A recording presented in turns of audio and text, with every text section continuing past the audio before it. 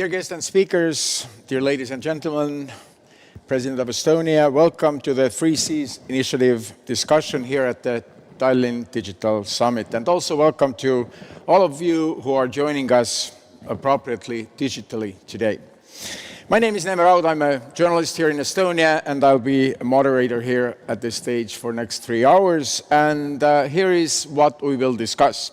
Throughout 2020, Estonia oversaw the growth of the Three Seas Initiative and pushed for greater intergovernmental cooperation in the Three Seas region. The cooperation platform of 12 European Union countries is growing stronger and becoming more and more practical. And we in Estonia are most happy to contribute to achieving these goals of the Three Seas Initiative. Today we'll highlight how 12 European Union member states have created a cooperation platform and inspired an investment fund for the development and creating infrastructure in the energy, transport and digital sectors, and how it relates to the framework of the Three Seas Initiative and trusted connectivity. Trusted connectivity will be one of the buzzwords today on this stage.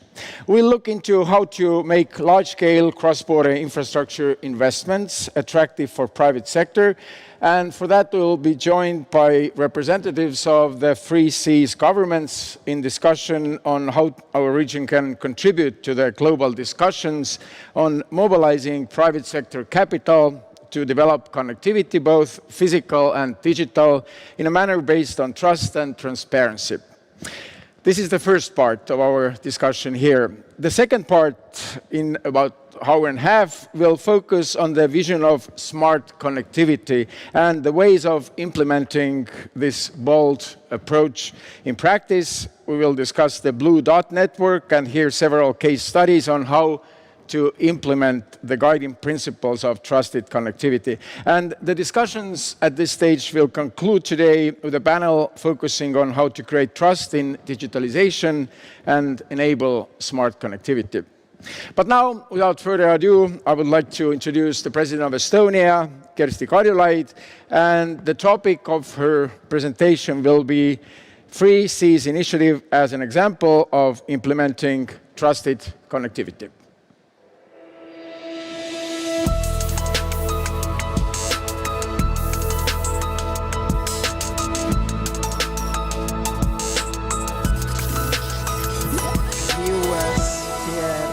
And dear viewers in various windows, in various communication channels, I'm glad to welcome you to the second part of this substantial day.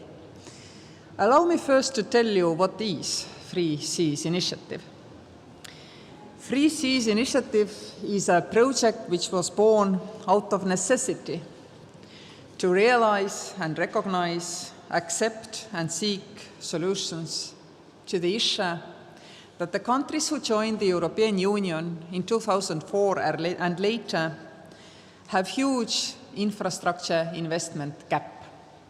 So we cannot build back better like the rest of the developed world, but we have to build better, simply, because there is a lack.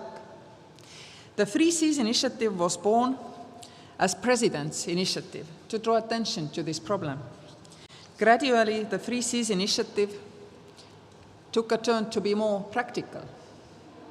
What has been the most important result of the years of the Three Seas Initiative which has passed is that finally the 102 million people who live in the Three Seas region, they recognize themselves that actually, despite the huge infrastructure gap, we are not demandeurs, we are contributors in the European scene and also in the global scene. And you know why?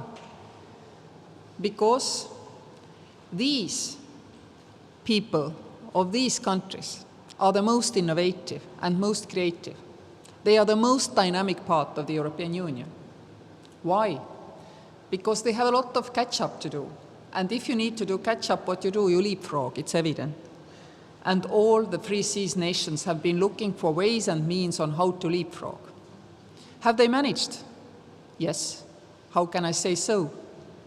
because the economic growth in free seas countries persistently is stronger than in the Europe as a whole. These people are catching up with the developed part of Europe. How are they doing it? First and foremost, of course, by smart legislation. Part of it is provided by the European Union, and this is the beauty of it. Sometimes people want to say that EU legislation is a straitjacket, which doesn't allow countries to individually achieve fast growth results. This is not true. European Union legislation has created a perfect permissive environment for cross-border investment. And this perfect permissive environment applies to all free seas countries. Some of them are in the Eurozone, not everybody is. But investing cross-border into free seas countries means you are basically on the same grounds, more or less everywhere, because it is part of the European free market. This makes cross-border projects, which, of course, when we are talking connectivity, much easier to run. Yes, free seas nations are people who care also about the eastern neighborhood of the European Union. And therefore, they have made sure that the projects which have one leg in free seas countries can have another leg in Ukraine or Western Balkan countries in order to make the whole region to realize its potential. But first and foremost, and in the first stages of the initiative, the accent is on the free seas countries themselves. Now, what else has the initiative achieved? In my understanding, talking about this advantage, what this region has made our own companies take notice of the opportunities provided. I see step by step how Estonian companies realize that free seas countries are also for them the perfect place to invest into and trade with, which is a shift in the mind of the people and enterprises of the free seas countries. Because previously we thought that the best added value comes from trading with the West and investing into the West. We now realize that there is potential in our own region, and I see more and more Estonian companies going southwards by the route of the free seas, down to the Black and Adriatic Sea. This is already an achievement. Of course, to facilitate these developments, there has to be a financial contribution to the Free Seas Initiative. And Free Seas Initiative has created a Free Seas Investment Fund. Free Seas Investment Fund is privately run. The projects are decided by professional fund management. They have to have proper return on investment. They cannot be decided by according to any political influence. And they have to contribute to fulfilling this investment gap into infrastructure, or as we nowadays say, connectivity. It can invest in all kinds of connecting facilities, be it in digital, be it on roads, be it in railways, be it in energy pipelines and crossings. But they all nowadays, of course, have a digital component within them. Free Seas Investment Fund aims to achieve the volume of 3 to 5 billion. And my personal dream is that this will not be the last fund. It will be the first fund. And if we have proved, or I would say reproved, the concept that private-public partnership on this scale, where private investment is used in order to achieve economic development, is still alive and still valid, because we know that, in the last decade, maybe it has been more like public money is so cheap, let's just invest public money. I think it's inherently not the right thing to do. So if the Free Seas Investment Fund proves this concept, I'm sure that the next funds could be already more dedicated also towards the Eastern partners. I'm very grateful for those who started the Free Seas Initiative, Kolinda Grabar-Kitarovic and Andrzej Duda. I'm extremely grateful to our American partners who have been pushing us to be more practical, which led to the fund creation. And now I understand also there will be resources provided by US as promised once in Munich Security Conference by the last US administration. I'm very grateful for all Free Seas countries, governments who have gotten involved in the initially presidential initiative and decided to contribute to the Free Seas funds. And I'm very grateful to our business partners who run the fund and also to those business partners who have applied for the funding, working with us towards achieving this objective, to make sure that the Free Seas region is connected like a region in 21st century needs to be. And now, how this all links to the trusted connectivity. One of the Free Seas initiative's slogans has been smart connectivity. And Tallinn Digital Summit this year is dedicated to making sure that all our connections do what they need to do 24/7, and they do not do things which we don't want them to do. For that, obviously, we need to make sure that democratic forces are able to validate that indeed our connections, smart connections, work this way. This is trust-based connectivity. How to build that trust? Well, we're trying to do it here in Tallinn today. We are trying to build Tallinn consensus around the thinking that democratic nations in the 21st century need to come together and make sure their people and their businesses can rely on every network, that nobody withdraws the service to achieve their political objectives, that nobody noses around in the data to achieve their political objectives. How to do it? Well, there is one global example of really a connecting system which we do all trust and use daily and invest heavily into, thinking that it will be there today, tomorrow, the year after. This is the GPS system, the geopositioning system. It's run by a democracy for whom the threshold of cutting the service to achieve its objectives is extremely high. We don't know how high, it's not been tested. We need something similar now for trust-based connectivity in 21st century. But it is much more complex because we are not seeking a single service provider for a single service. What we are seeking is a free competitive market of connecting technologies which interoperate, talk to each other, are transparent, are able to demonstrate to our governments, parliaments, citizens that they do and only do what they are meant to do and do this all the time.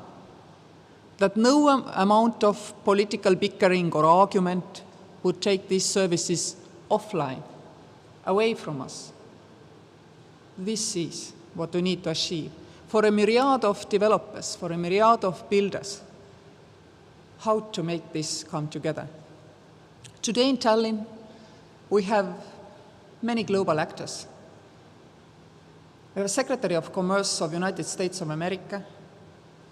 We have the Secretary General of OECD. We have the President of the European Union Council. They've come together to demonstrate that it does matter for all of them. How to reach it? First, there has to be a citizen demand. The citizen demand, I feel, has been strongly created by the pandemic. Our citizens now know that they need connectivity daily and that walking there or sending an envelope is not an alternative. Now they are asking the question, is it safe? How can we do it safely? Second, is there a willingness to lead somewhere on multilateral scheme? Yes, there is. Matthias Cormann, the OECD chairman, has said that his objective is to instrumentalize the blue dot movement into something really practical. A dot on the wall, to be precise, where you can go, look at it with your mobile phone, somewhere there will be a QR code probably, and it will tell you this service is built according to our consensus that Connections have to be trust-based. And therefore, you are safe to use them. You are safe to invest into them. You are safe to think that your data cannot leak from these systems. And you are also safe to think that no political ambition takes them offline, takes them away from you anymore. And if I mean offline, offline is a serious business. When my car orients itself on the road by talking to the road, it's also talking to other cars, lorries, bicycles. One day, I want this service to be there, and I want to be able to trust that service. Now, Free Seas initiative, because it needs to be built. Free Seas initiative is the ideal test bed for all those important actors and players who have come together here to Tallinn or somewhere else globally, are trying to make sure that the democracies prevail in keeping control of our grids, networks, roads, railways, logistical systems, all databases. Free Seas initiative was ready to endorse the Blue Dot network initiative already several years ago. Free Seas initiative is already investing today. Free Seas initiative is supported by all important players, United States, European Union. Free Seas initiative can be the place where we catalyze the rest of the world to recognizing that it is possible to achieve trust-based connectivity. Why, as an Estonian, I think this is possible? Because we have this experience. European Union promised to all its citizens to give them a digital ID which will interoperate between the different countries. Is catalyzed by Estonian development of 20 years ago to give a digital ID to each and every of its citizens, and 6 years ago to also outsiders if they so wish to operate in Estonian GovTech environment. Europe is the only region where you have this kind of cross-border agreement in place. I think Estonia was a catalyzer. I have the ambition that the Free Seas initiative could be a similar catalyst for trust-based connectivity. We are building Tallinn consensus here today, and I believe that Free Seas initiative could be the first test bed for this kind of consensus, using all the practical means and measures, including Blue Dot network, in order to demonstrate to the world that there is hope, that we do not have to avoid using technology because we are afraid to use technology. We want to prove the point in the Free Seas initiative. Thank you for listening. Thank you for this presentation. And to summarize President's words, the real need is for new consensus, and we will call it Tallinn consensus. I hope to reach it today.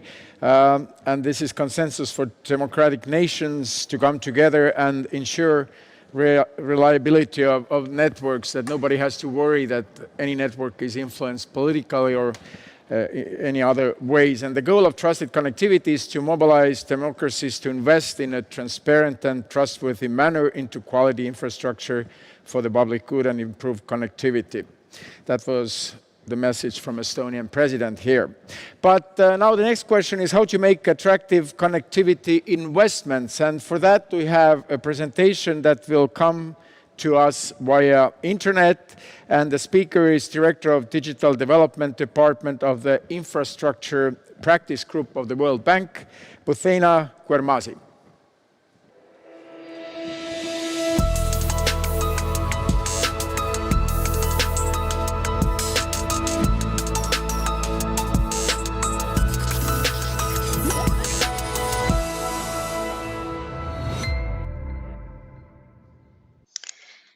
Good morning. morning, good afternoon, everyone. Thank you very much for inviting me to speak to you today and to share the World Bank experience on building connectivity through public-private collaboration, which answers the question that was, put on the table for me. We are all understand that investment needs for digital connectivity are enormous, and achieving digital universality is not an overnight task. There is no country, neither a single firm, that can achieve that alone. And our experience in the World Bank is that the strength of the partnerships translates into the strength of the impact on the ground. I'd like to organize my intervention around three main parts. The first one is to provide a framing to the discussion by reminding us why it is key to continue investment in digital connectivity. The second one is to talk about the 3C initiatives and why regional initiatives like this one are important to contribute to the goal of connectivity. My last point is to offer few thoughts from our own experience in the bank. So the first point is we should always remember why investing in digital connectivity is very important. And Her Excellency the President really mentioned it earlier. Investment in connectivity is attractive because of the gains of the economy, especially in the context of recovery from COVID. Connectivity now more than ever takes an increasingly important position in our lives.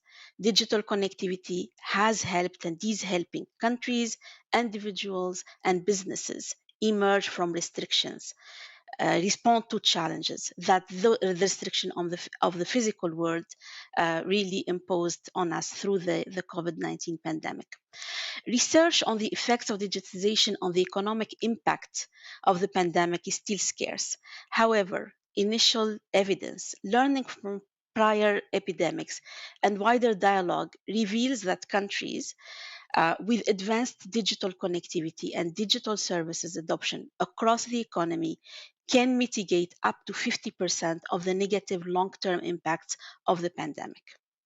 We can look at it from the country level, from the individual level, or from the firm level.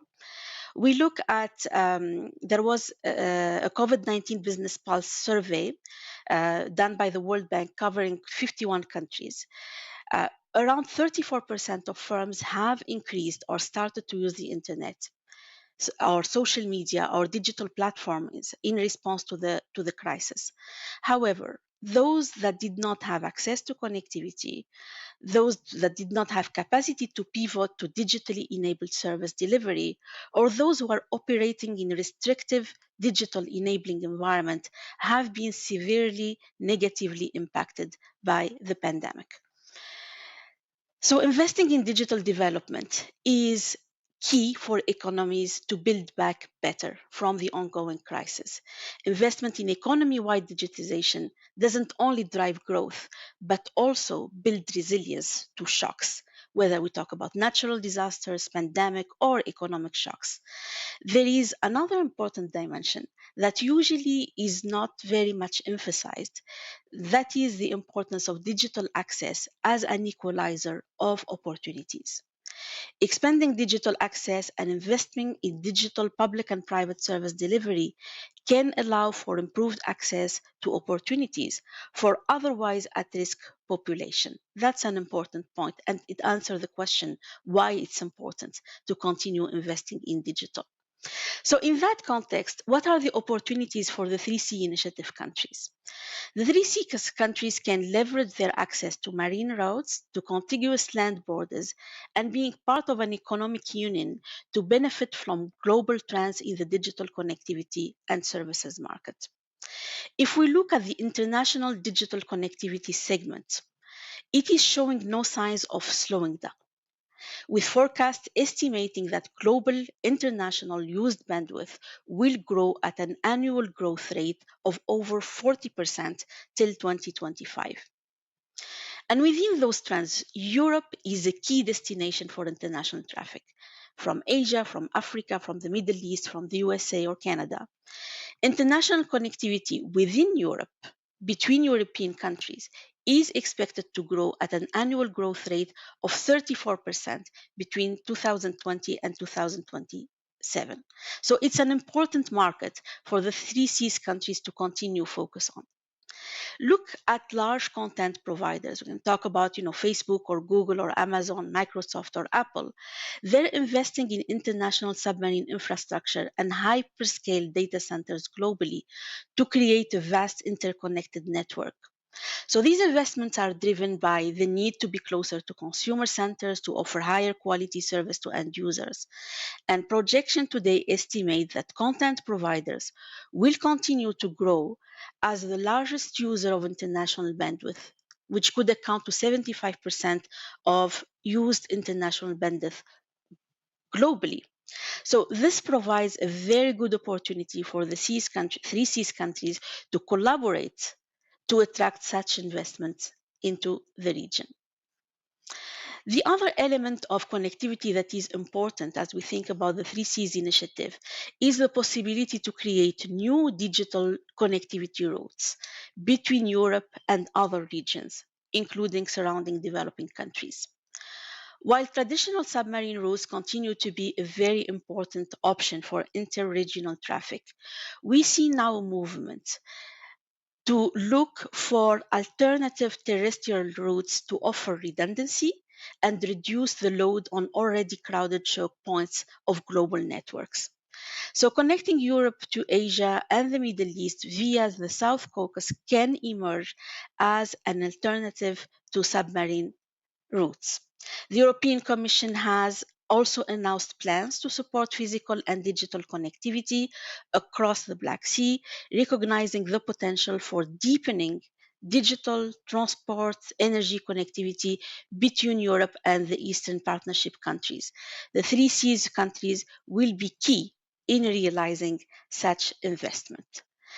Connectivity is only one part of it when we look at the opportunities, because there is also the issues related to the application side, especially when we look at trade, when we look at logistics, and when we look at supply chain management. So these sectors are often at the forefront of technological adoption.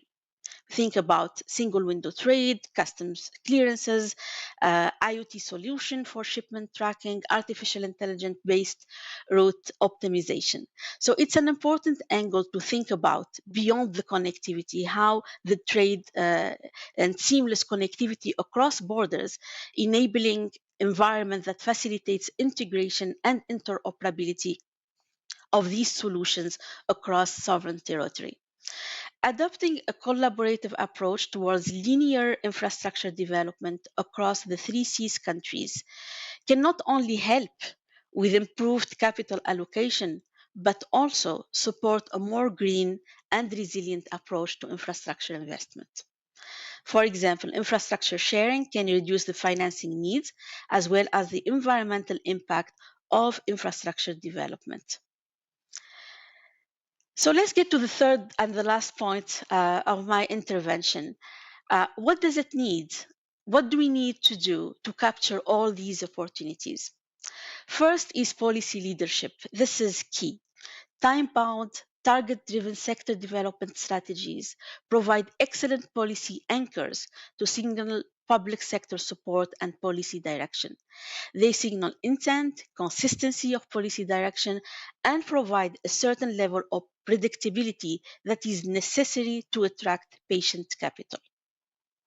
The second point on the policy front is the importance of harmonization of sector strategies across the 3Cs countries. It can further improve collaboration opportunities of sector stakeholders and increase the potential for partnerships and international infrastructure development projects. Such policy leadership and consistency and open communication between the public and the private sector can greatly improve trust in the ecosystem. A unified view towards linear infrastructure development is important. It can significantly reduce cost of infrastructure development, improve resilience, and free up capital for further expansion of the network. The second point is pushing for stronger public and private collaboration. It is key. It is very important.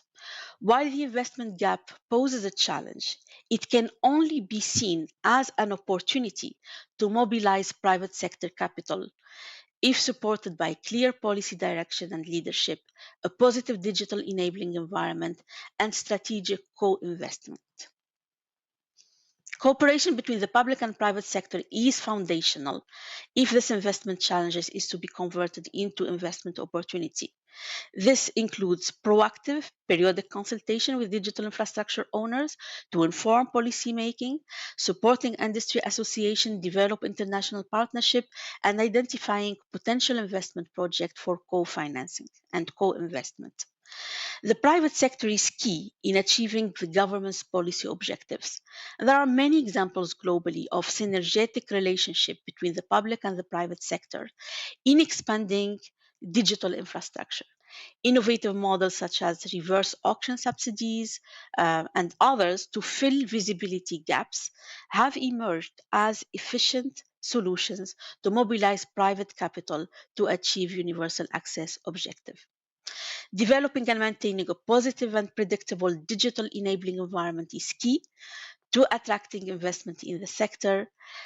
It's not just the enabling environment around the digital sector, it's also the broader ecosystem around it, whether we talk about the ease of doing business and other elements that are determinant to private sector investment, especially and more importantly when this entails cross-border infrastructure investment. So if we think about public financing, there is of course room for that, but it should be used very strategically to mobilize the private sector. The World Bank has done a report not long ago where we looked at 70 business models of financing approaches to close the access gap and expand fiber optic networks, and look at doing this within public and private collaboration approach. This can not only apply to expanding digital infrastructure to currently unconnected communities, but also for international connectivity or middle mile networks. Black Sea submarine connectivity is attracting significant attention recently, particularly with the potential to connect to Central Asia via the Caspian Sea in the near future. However, in the meantime, connecting to Europe via the Black Sea provides traffic from the Middle East an alternative to traditional routes, which in some cases are congested and risk disruption and has high transit cost. So in closing, ongoing regional and global digital growth provides 3Cs countries with multiple opportunities to collaborate, to build new digital routes within and outside Europe, joint effort to improve the enabling environment and to push for joint regional initiative can attract the private sector capital across the broadband value chain, as well as in digital services to support economy-wide digitization. There is definitely a digital leapfrogging story that can happen, and the political leadership we see today clearly shows that we are heading there. Thank you very much for your attention.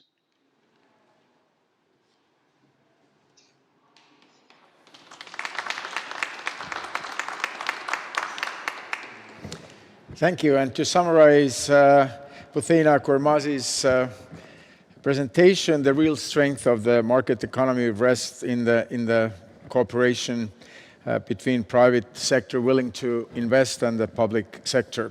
But we have so much to discuss, and without further ado, let's move to the next very interesting panel of high government representatives from several 3Cs initiative countries. And the panel's topic is building trusted connectivity through the 3Cs initiative and globally.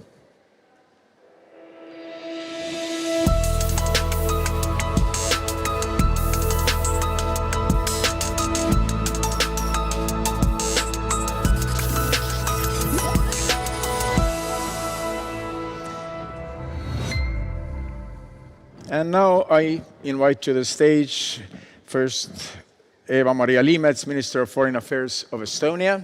Please be seated here for the discussion. Then Pavel Jablonski, Government Plenipotentiary for the Three Seas Initiative, Deputy Minister of Foreign Affairs of Poland. Boštjan Koritnik, Minister of Public Administration of Slovenia. Please be seated. And Siedre Palicite, Chancellor of Government of Lithuania. And this discussion will be moderated by the Secretary General of Estonian Ministry of Foreign Affairs, Jonatan Vseviov. For the next about hour, the word is yours. Thank you, Neeme. Hello. Welcome again to all of you to Tallinn to discuss trusted connectivity. We've had a number of panels now, extremely high level, to discuss this concept of utmost importance for the 21st century. It's clear that connectivity is a crucial building block of our future economic well-being. Digital connectivity, physical connectivity are things that grow in importance, and at the same time, this concept of trust that we've discussed is essential to the very well-being and survival of our democratic way of life.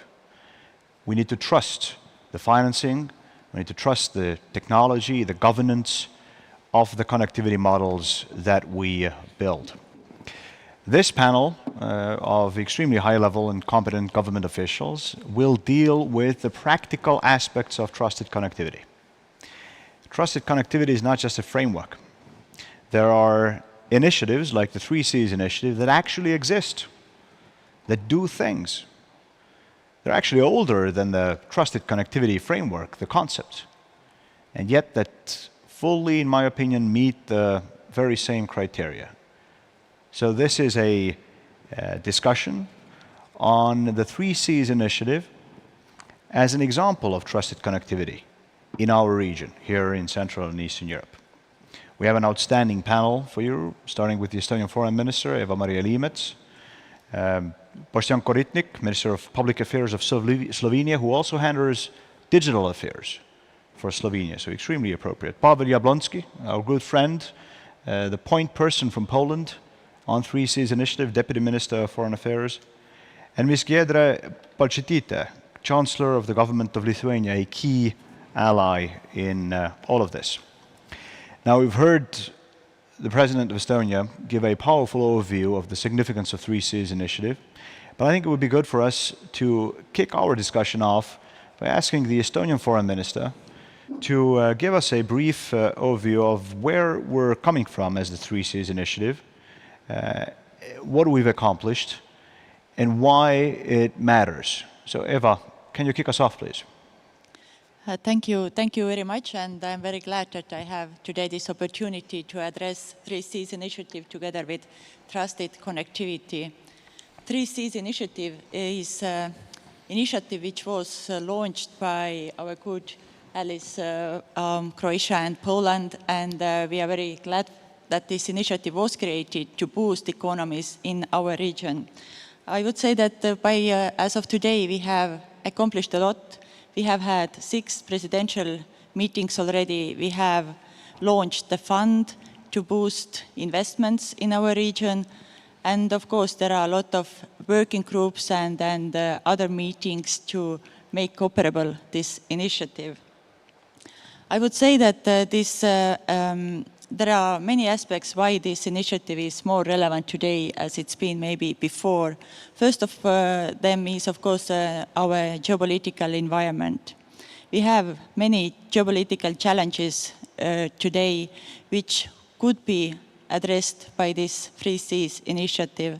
And also, COVID pandemic showed us that the digital connectivity is something that we need, is something that we rely in our societies more and more. In Estonia, we have about 99% of services online nowadays, and we believe that the smart connectivity between our countries in Three Seas region is something to be built on. So, as we still lack of investments to our infrastructure. The 3 Cs initiative is something that would help to create better infrastructure between our countries. And we have very promising region, as our region, economic growth of our region is 1.2% higher than we see in the Western Europe. So I would say that it is promising, and thanks to this new 3 Cs initiative and investment infrastructure of the initiative, it would help us to catch up with Western European countries. And as this infrastructure developments and investment shall be based on our values, the trusted investment climate is something that we also need to work on. Thank you. So just to recap briefly, we had about 5 or 6 years ago, we had an idea. Actually, Poland and Croatia had an idea to bring together the EU member states from Central and Eastern Europe to build what we then did not know, but now know is called trusted connectivity, to fill an investment gap that exists because of the 5 decades of lost history. And as Minister Liimet said, we've now created a fund that is actually making investments into our digital and physical infrastructure. It is attracting private sector investments into it, bringing the source of our actual strength, the private sector, on board. We have organized a number of summits at the levels of heads of government, and we have brought the governments, the executives on board, promoting us as a region. We've done a lot. A lot of it started in Poland. I want to ask Pavel Jablonski, I want to ask you to kick us off in discussing the future. This is where we've come from. Where are we headed with 3 Cs initiative? Thank you, Jens. And before I jump to the future, thank you, Madam Minister, for this very specific introduction, pointing out to what actually was behind this idea. Indeed, it was Poland and Croatia that started it 6 years ago, but in fact, without involvement of other member countries, and I think Estonia plays one of the most significant role here, it wouldn't be possible to be at the point where we are today. Almost precisely a year ago, we met in the same very place at the summit. 2020 summit was a very difficult time at fall of 2020, still in a hybrid form of the pandemic circumstances. And one of the most important topics that was touched upon during this summit was the idea of smart connectivity. The idea that Estonian presidency in the initiative presented, and that was endorsed by all the member countries of the initiative. What is the smart connectivity? It's the understanding that all the branches of infrastructure, because we have been focusing on 3 pillars: transport, energy, digital infrastructure, as the key elements of our economy that we want to develop. But in fact, all areas of the economy, transport, energy, also are becoming more and more digital every year, every month, every day as we speak. And this approach to recognize the importance of digitalization of these pillars of the economy is crucial to understand where are we heading. Today we speak about trust. Today we speak about the necessity to build secure, trusted connections that we can rely upon, that we can, as President Kaljulaid very powerfully said, that we need to be sure that when we drive our cars, that when we walk on our streets, that we are safe, nothing is gonna harm us, that we can actually rely on the devices that are objects of our everyday lives. And this is precisely what we are aiming to create in the 3 Cs initiative, but also in more global framework, working with our partners in the EU, with NATO, because transatlantic relations are crucial here as well. If we will be able to create a system where it is no longer up to each and every government to create its own standards, its own solutions, to implement it for the good of each particular nation. This is obviously very important. It's all our duty as policymakers to do it. But if we really want to be competitive in the world, facing giant competitors such as China, for example, which is an open thing to discuss, we need to know what to do in the face of what what may be happening in the coming years. We need to build our solutions. We need to build solutions that are applicable throughout the whole region. Our region faces very similar threats, faces very similar situations, both from state and non-state actors. And if we want to be secure, if we want to build these trust-based solutions, especially in the cybersecurity, we need to work together. That is why what we believe is the way to go is to cooperate under these three pillars that were the initial elements of cooperation, but also to put more and more emphasis on one that's significance is only going to grow, namely on cybersecurity. And I believe that if there is one element of cooperation that will require even better and stronger coordination, that is it. That we will need to work much closer on cybersecurity solutions, on joint mechanisms of coordination, of certification.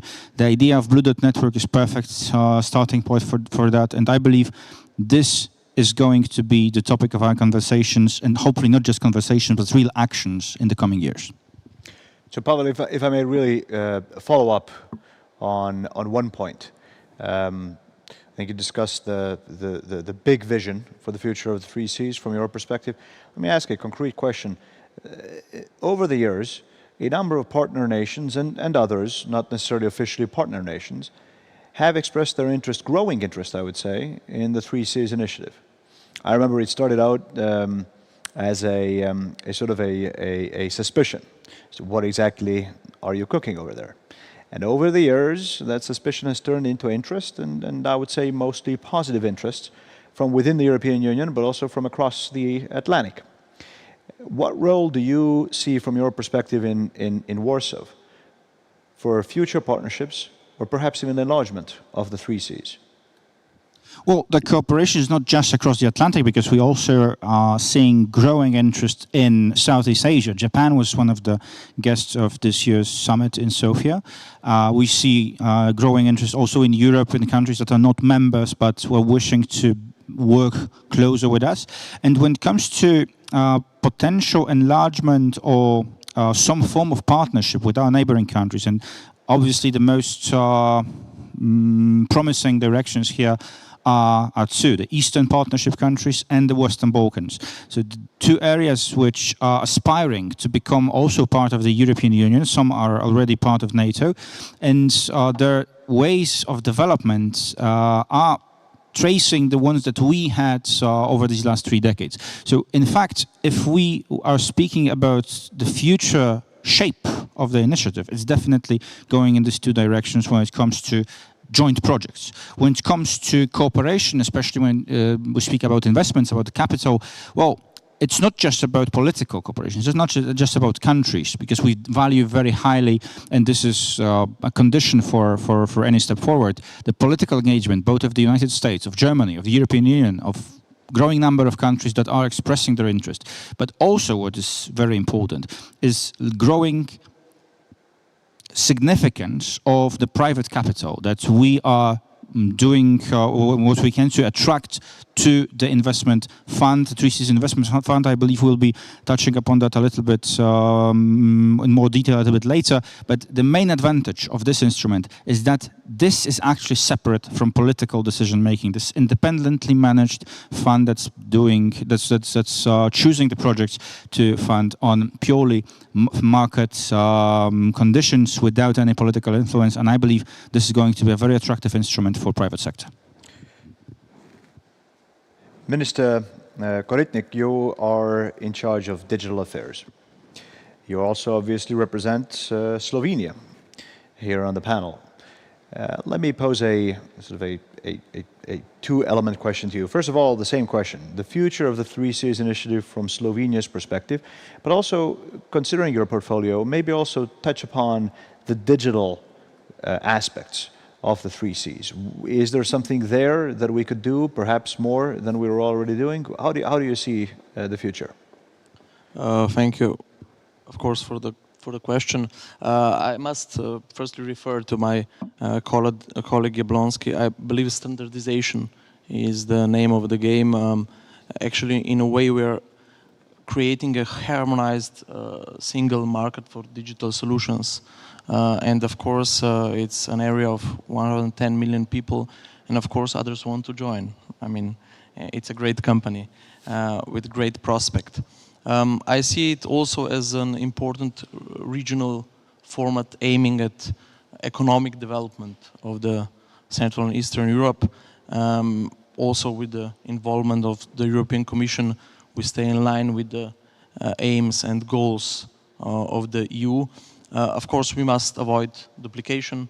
We must reach and find new synergies with existing EU initiatives. And when it comes to the digital and what is the most, the areas that are most focused on, I believe cybersecurity. My colleague mentioned before, exchange of information is crucial, and we all know that cyber threats don't know any boundaries. I mean, they don't stop at the border, so we need to exchange information, we need to jointly act because we have a common interest. So that is one, and of course digital connectivity, as the word says, it's about connecting different elements.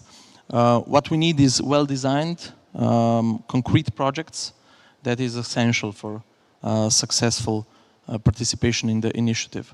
Otherwise, I would emphasize the bridging digital divide, digital skills. That is, I'm also Minister of Public Administration, and what we see is the lack of skills. We have solutions, but people need the skills to use it, and of course awareness to use it. What we need is advanced networks, and those are the areas we will focus on. Well, can I follow up real quick on the digital aspect here? I think it's safe to argue that both Estonia and Slovenia are relatively small countries. And one does come across the argument oftentimes that in these times, matters of great strategic import should be left to greater powers of the world. And yet we certainly here in Estonia, and I'm sure you in Slovenia, feel that we have something to offer. And digitalization is probably one of those areas where size really does not matter, as was discussed also earlier at the main panel. Can you elaborate on this? What can we as small countries, what can we bring to the table when it comes to these truly global and universal debates on how to bridge the digitalization gaps, how to develop digitally in a trusted manner? What's the small state role here? Well, first of all, I don't agree with the statement that we're small. Like we heard before, you're as big as your innovation perspective is, and we have a lot of innovative people. So what we have to offer is smart, educated people. I won't say young because we have a combination of wise, older, and younger. But I think that countries that are referred to as small, in our history, we are used to connect with others. We were used to adapt, to find, let's say, a middle way between interests, and that is the way to connecting. That's the concept of connecting. So I believe we have a lot to offer. We have to be proactive. We don't have to wait, or we must not wait for the big countries to say their word. It's like in business. It's not about how big you are, it's how successful you are, maybe even in a niche. And if we connect all our prospects or our potentials, we can build a concrete whole aspect from the niche players that we have. You're right. We're not small when it comes to the value of the ideas that we have, the innovative economies that we developed. But also, actually, now that I'm listening to you, I obviously realize that we're not small quantitatively speaking. If we take the region as a whole, we're a region of more than 100 million people, the 3 Cs, fastest growing part of the European Union. So not small in any way. But let's move north. Let's go to Lithuania. Ms. Balčytytė, what is the view from Vilnius? Where to from here with 3 Cs initiative? What else can be done? Thank you very much. It's not easy to speak at the last, but because many good things were already mentioned, and I want just to build on a colleague from Slovenia was just talking. But let's see where we are. We have a clear political will from like-minded people to unite for 3Cs initiative, and we share the same values. We aim at addressing the specific set of issues. Agreeing on trusted connectivity principles. So we want to attract investment to meet these principles, regional security requirements. And so we talk about infrastructure, about connectivity infrastructure. But I see we start speaking about, but I think we need to start speaking about the one more additional level of infrastructure. It's skills infrastructure, which was already mentioned here.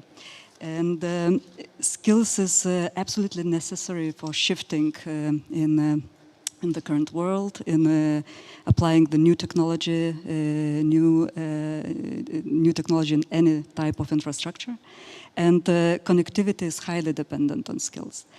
If we dismantle the two words of trusted and connectivity. So connectivity clearly stands for infrastructure, but trusted stands for skills.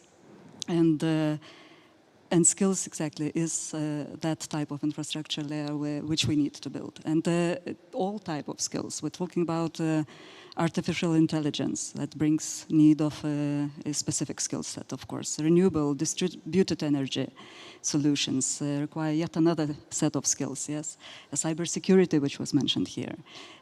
Data scientists, personalized medical care, all sort of skills we need to develop on massive scale.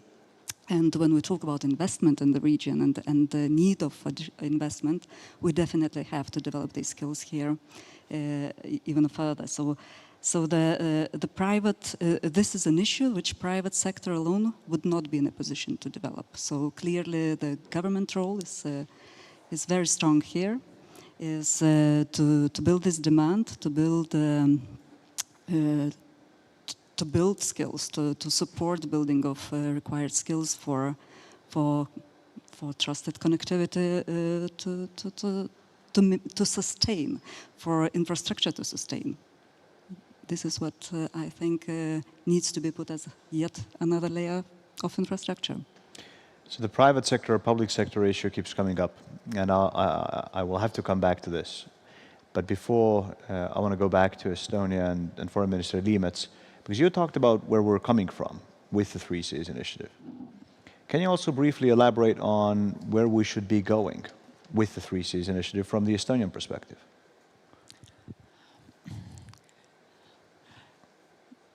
I heard also, of course, from my previous speakers where we should go, and I was very glad to hear that some of the objectives at least we share, which is wonderful. And I would say that as we have done a lot and this initiative was created by the presidents, then, but at the same time policies in our countries are guided by the ministers, then I believe that we shall have also more ministers level coordination, especially on the line ministers, between the line ministers who are responsible for transport, infrastructure, also digitalization. So we shall enforce this kind of coordination of the initiative.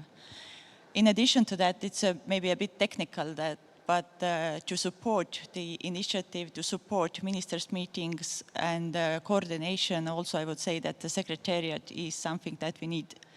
We especially experienced while we prepared the summit of last year. And we have seen that this rotating presidency from one country to another, giving over everything that one country has prepared and learned to give it over to another country, then there is, you lose the momentum. So if there were a standing secretariat who would help to keep track, I would say that it would definitely be helpful for the initiative to keep up with the global developments and developments of our digitalization, and also, of course, also challenges that we face. And I'm very glad that we managed to launch the fund, and as of today, I think almost all the countries have contributed to the fund. And we have also about 90 projects, infrastructure projects, which are approved by the countries as relevant infrastructure projects for this region to boost the economic growth and connectivity in our region. I think that it would be good if we can help to finance all these projects, and it would definitely boost the economic growth and help us to achieve the goals that we have set within the initiative. Thank you. So, Pavel, coming back to you, and now we've heard both Minister Liimets and Ms. Balčytytė mention the importance of the public sector, the intergovernmental work that the 3 Cs is doing, as well as the crucial role in the public sector in the development of the skills infrastructure, as we heard. Yet at the same time, the central strength of our free market economies when competing in the 21st century world with models that are different is the vibrancy and the strength and the power of our private sector. So am I off mark and mistaken to describe the 3 Cs initiative also as an attempt to bridge the two, to bring the two together, the intergovernmental work that we need to do, including, and not limited to, but including in promoting us as a region, and the private sector that is supposed to be part of the bigger part of the investment fund in the future. Most of the contributions into the 3 Cs investment fund until right now have been public sector funds. It's clear we need to increasingly attract private sector investment. Would you agree, and how do you comment on the private sector involvement in all of this? Well, I would say, Jonathan, that your description is spot on. This is exactly what we intend to do. This is exactly the idea behind the fund as an instrument that is supposed to invest in private sector, encourage also private investors with public funds, but managed independently from any, so to say, political needs of the hour. Because obviously, as all politicians know, there is this very big temptation to fund projects that are not so viable commercially, but that might, for example, serve well in the next election, but this particular constituency or that one. So we are obviously aware that there are these ideas how to use it in a better way, better geographically distributed. It is understandable from the political standpoint, but if we want to ensure that this investment is going to actually work, is going to actually make bigger impact, it has to be managed independently. That was the decision we made, and even though the money are also public, coming from public funds, we renounced any control as to who picks the projects. And so far it's going quite good. Later in one of the next panels we will have, I think, the chief of the supervisory board of the Green Energy Data Center, which is one of the examples, one of the perfect examples of what 3 Cs initiative is about to be. When it comes to cooperation on governmental level, I believe it is indeed necessary to enhance it, to have it more on a more intense both frequency as well as to cover wider areas than before. Because indeed, when we started in 2015, it was a political cooperation based on mutual interest, the strategic outlook that we share the same background, the same history, the same economic development level, and the same ambitions that we have, that we want to achieve. But obviously, when it comes to practical application, we need concrete work to be done. And that is why I'm very glad that almost all the governments have now dedicated contact points, plenipotentiaries for the initiative, and that these plenipotentiaries I have a very good contact with.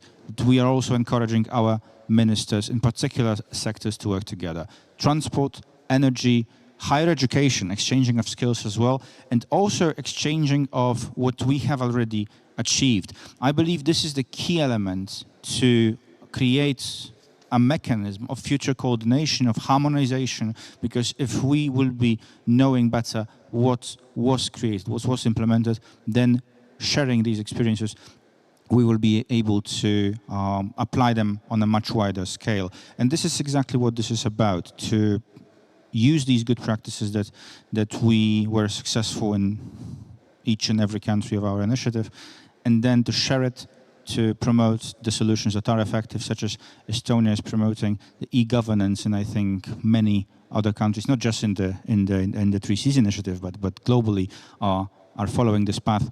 So every country has something to bring to the table and share this way. We will be enhancing this type of cooperation. I agree that if we would have a permanent office of some kind, name it secretariat or something else, this cooperation could be even more effective. There are some countries in the initiative that believe otherwise, and we have this consensus-based approach. I believe that this year, as the Latvia assumed presidency in preparation for the next summit, we will be also trying to see what can be changed, how we can improve this, both political decision-making process, but also day-to-day cooperation. Latvia with Bulgaria, with the new mechanism that was created in the Sofia summit. And I am very optimistic about the perspectives, because I see that there is not only a growing interest outside of the initiative, but also more and more governments in the 3Cs initiative are actually seeing the added value of it, which wasn't that obvious 5 or 6 years ago. Any thoughts on the issue of secretariat or increasing government-to-government cooperation within 3Cs? Well, let's start with Minister Koritnik. Any thoughts on that? Well, by all means, it would be an addition. So it would be a useful addition. And like I said, it's an area of almost a third of the European Union. It integrates 110 million people and economies that are one of the fastest growing in the EU.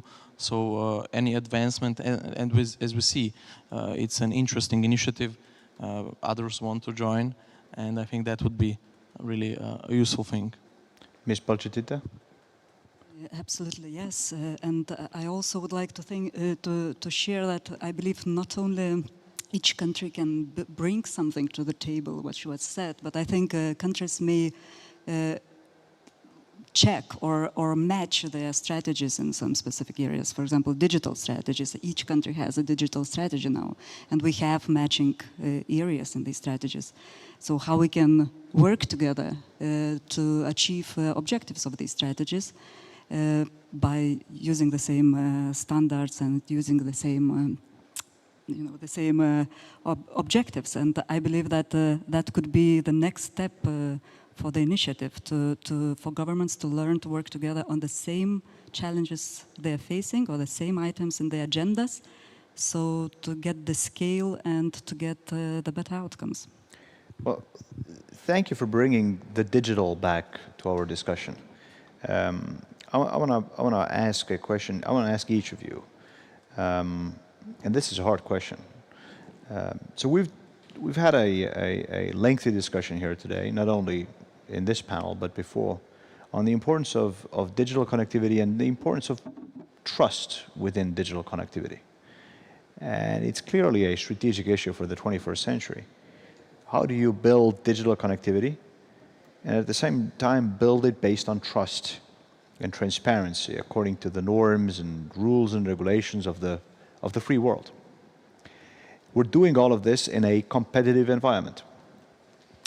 Clearly a goal, the building of trust is a goal for us as a free world in general. But what can the 3Cs do, either as a cooperation format or 3Cs nations separately, to advance trust and transparency in digital development? Is there something that we can bring to the table in this global discussion as the 3Cs? I warned you, it's a hard question, but I'll start with the Estonian Foreign Minister, the representative of the Estonia. I'm sure we've thought a lot about this.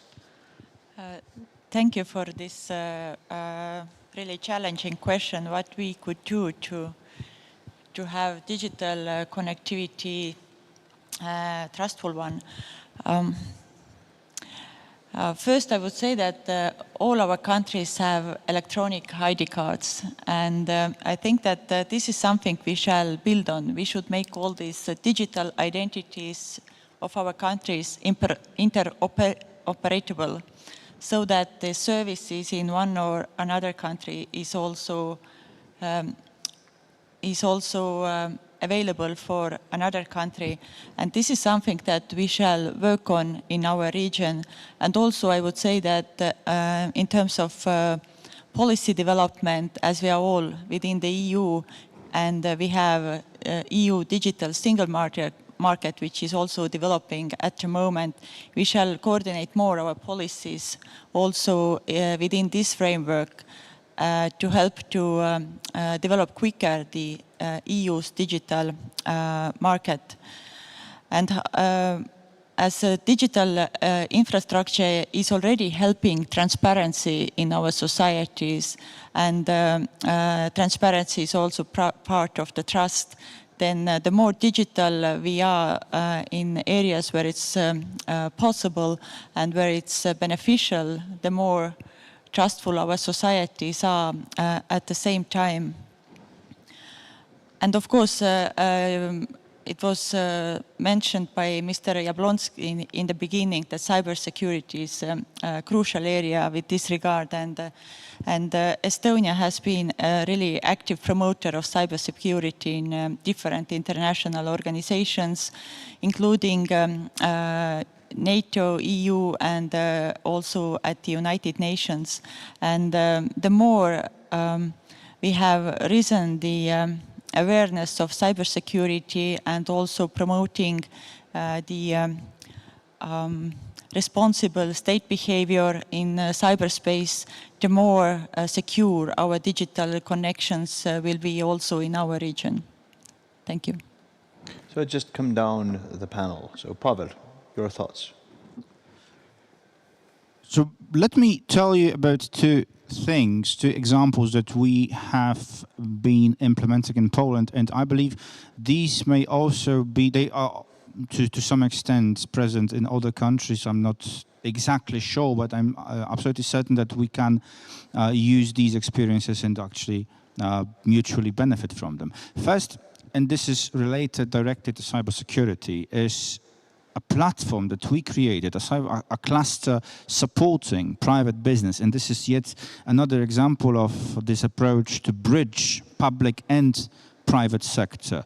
We created a cluster named Cyber Made in Poland to promote solutions, to promote companies, to promote startups, innovative people that are creating these smart solutions, especially in the sector of cybersecurity. And this is not in itself just a certification mechanism, because this is something larger. We intend to promote these solutions. We intend to bridge these companies, bring them together, support them also in selling the products and services. But in fact, by involving each company to this cybersecurity cluster, we first do screening, vetting process, certification that in fact guarantees that this company and these solutions that are being prepared are applicable, are safe, are trusted. So I believe that this is obviously on national level, but if we would aim at creating some sort of mechanism of this type in the 3Cs initiative, or even wider, in the European Union, in NATO, this is the right way to go. Last week we had a cybersecurity summit in Krynica in Poland, and it was one of the topics, cyber made in 3Cs. This is something which we absolutely should strive to achieve. The second element, yet again on a national level, but very important, and it shows practical application and tangible effects of how important these intelligent solutions are. 5-6 years ago, Poland was facing huge issues with tax evasion. We were losing yearly around a quarter of our revenues from VAT tax, from value-added tax. There was this huge VAT gap that was just, there were both legal and other issues that led to it. And we were losing billions of euros every year. So when the government identified as a problem, we had approach to solve it in a two-way, with a two-way approach, so to say. One, very important, was the legislation, because we had to change certain elements of our tax procedures. We had to create new institutions in order to be more effective. But I think even more important was the second one, to implement intelligent tools, real-time monitoring of transactions, creating a mechanism called STIR, which is more or less a mechanism of automatic identifying of risky transactions, of risky entrepreneurs that are prone to be used in this tax evasion mechanism. And we managed to diminish this VAT gap by over a half in just a couple of years. So every year, we were able to gain additional between 10 to 15 billion euros. And this is tangible. This has had tangible effects on our budget. And I believe if we have an approach based on these smart solutions, we speak about infrastructure or cybersecurity, but statewide in all elements, both in private and also in public administration, we really can be effective. What we have done over these last couple of years proves it very good. Minister? Thank you. What I would like to emphasize is that over the past 15 years, the Three Seas countries have been among the most rapidly developing regions in the EU. We have important industrial centers in the area, and the countries are a good example of regional stability. And also we have a know-how to create trust through digital means. Estonia is a great example of that. What we should do is guarantee trust, free movement of data, and that would make cross-border transactions, investments more transparent, and of course more attractive. What we also need to do is set mandatory interoperability standards for digital services. For instance, for digital identity, e-signature, open data, data reuse, business-to-business, e-invoicing possibilities are numerous, and we have to guarantee that. We were talking about trust a lot. Trust is something that you have to earn, so that is our goal, and I believe the initiative can do a lot also in raising awareness and guaranteeing that trust. The EU strategy, data strategy, also opens possibilities to open data centers across the EU. And what we need to do in order to fulfill all this potential, the initiative needs political will, greater coordination, and of course alignment between its different priority projects. And the view from Vilnius? Yeah, I have heard a lot of good things already said, but I just wanted to reflect on, of course, digital and trust has to come all together, and that is an absolutely important part, starting from cybersecurity, technology origin, and etc. But talking about Three Seas initiative, I think we already have certain level of trust. We established the initiative based on this trust, probably. We wouldn't be establishing it without trust. And so we trust in each other, or at this level of our values or what we want to achieve. And we even established a fund, which is also could be considered a sign of trust. But I think we need to talk about trust which comes from ability to achieve common goals. Because today we already heard in previous panels some ambitious initiatives, ambitious agenda. I'm talking about, let's say, digital EU ID or similar. which unfortunately didn't come true. And this, of course, doesn't contribute to trust in initiative.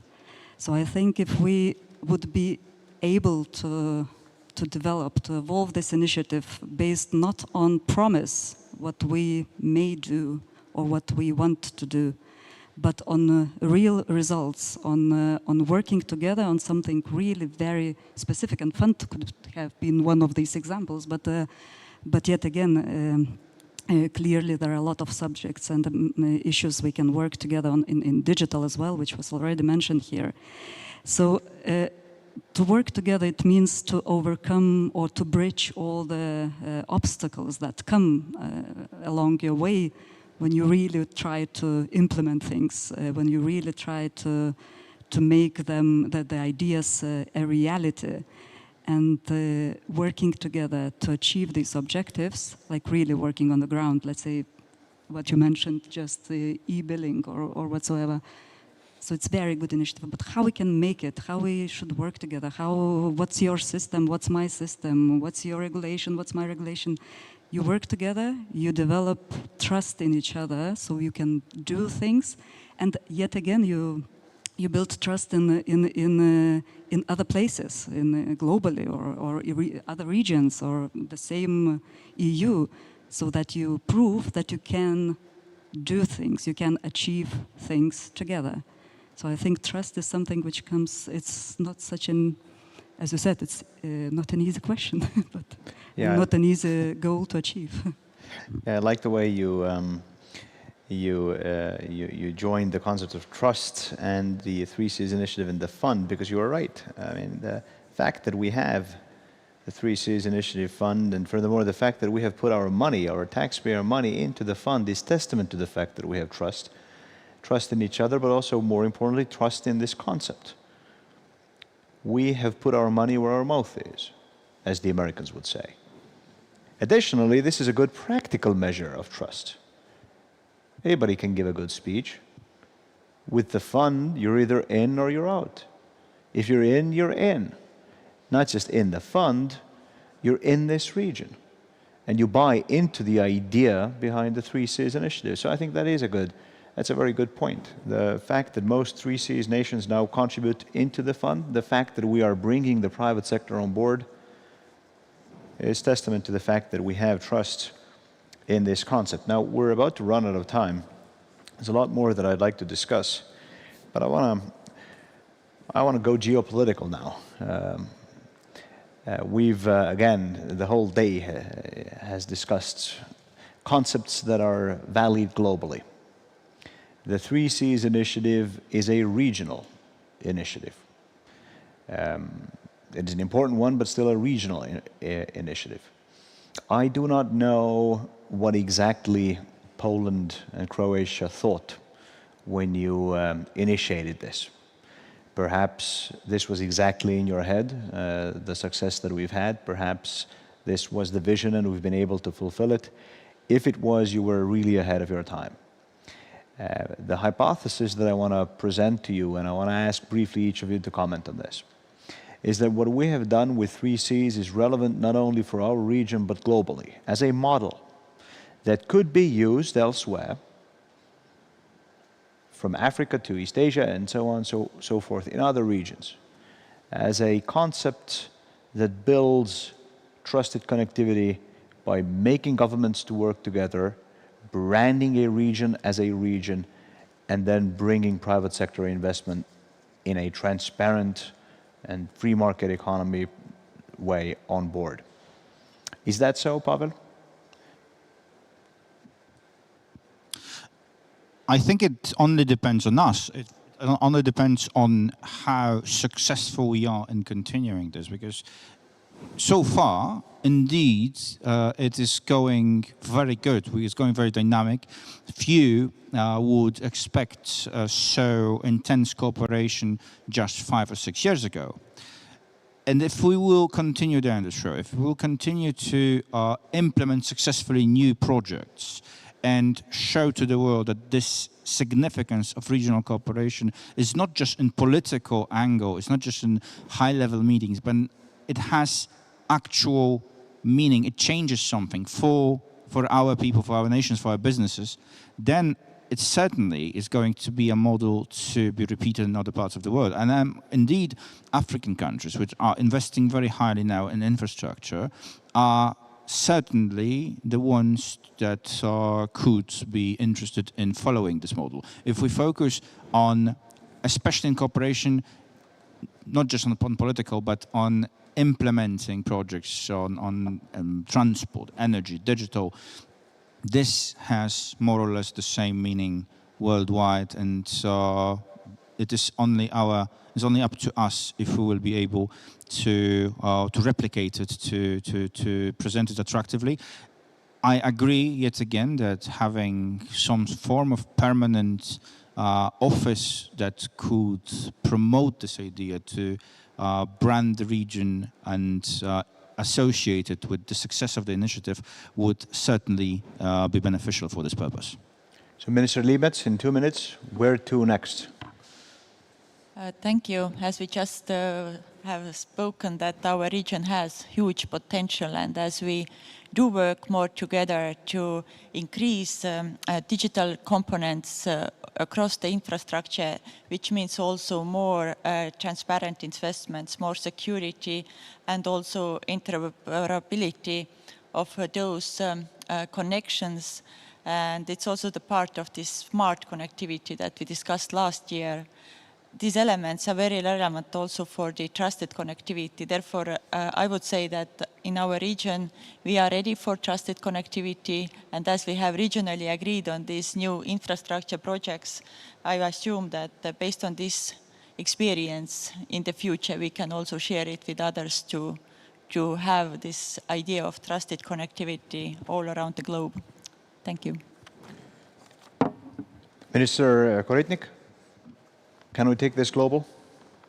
Well, you can always sell a good project idea or concept. So it's great that this model can be exported, if I may say. But it's even better if other countries follow our standards. That's even more useful for us. What I also wanted to emphasize is it's a great concept of trust and proving trust that we created this fund. Only 17% of its projects founded now are digital, so I would really like this share to be increased, or the absolute number even better. What I think the region, I believe, can emerge as a leader in data and digital connections, and we need to coordinate, we need to agree, and of course give concrete projects. Madam Chancellor. I believe that many countries globally probably would need uniting in facing, emerging unpredictable world, and good examples would always be needed.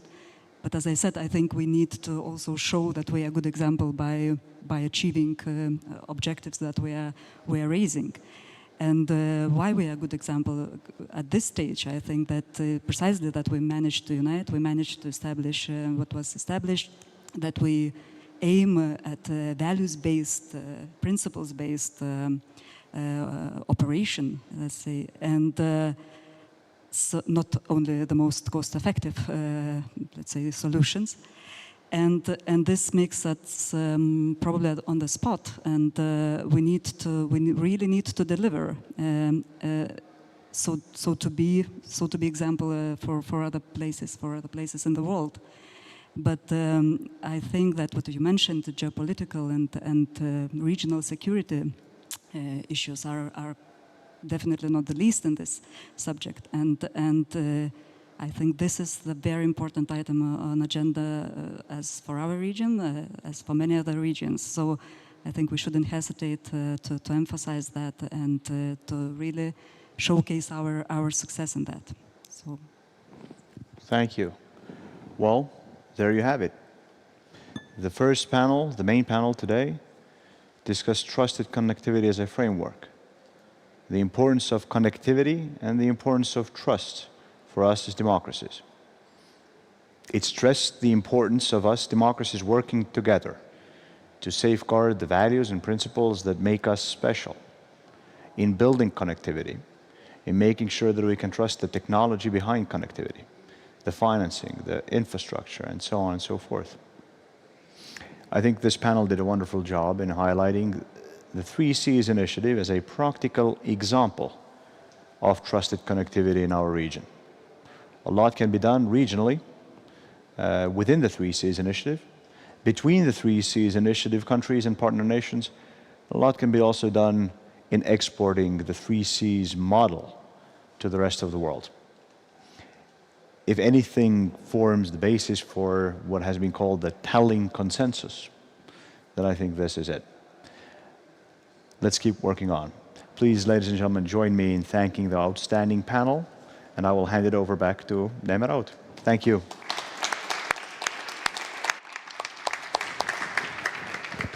Thank you. Thank you. Thank you for the panel. Thank you, Jonathan. And we will take a break now. We call it a smoothie break until 3 o'clock, and then we'll be back here at the 3Cs initiative stage. And the next half of our discussions will focus on smart connectivity. Thank you, and we'll be back in a few minutes.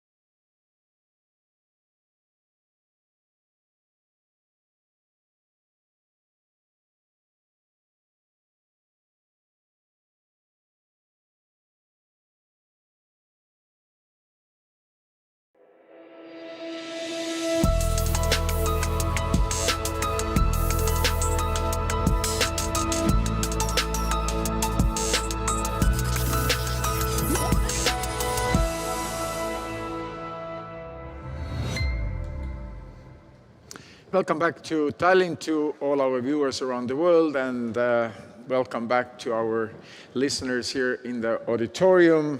This is the 3Cs initiative stage at the Tallinn Digital Summit, and in the second half of our discussion today, we'll focus on the vision of smart connectivity and the ways of implementing this bold approach in real-life practice. Then we will join the discussions we will discuss how could the Blue Dot Network act as a driver of sustainable growth in the CEE region, and how could it support implementing the smart connectivity vision overall. Smart connectivity itself considers how to expand digital components across key infrastructure to support new business models and technologies, and we will have a chance to hear how cloud technology is a tool to make this all reality. And we will take a concrete look how to implement the guiding principles of the trusted connectivity. We will have case studies, so a very practical business level look how digital, real-time and close to real-time applications are ultimate enablers and preconditions to operate the future energy system. And finally, we'll have a panel discussion, and this will conclude the events on this stage. And the topic is how to create trust in digitalization to enable smart connectivity. But first, why do we need smart connectivity? Good big question. And to answer that, I'll invite to the stage the Minister of Entrepreneurship and Information Technology of Estonia, Mr. Andres Sutt.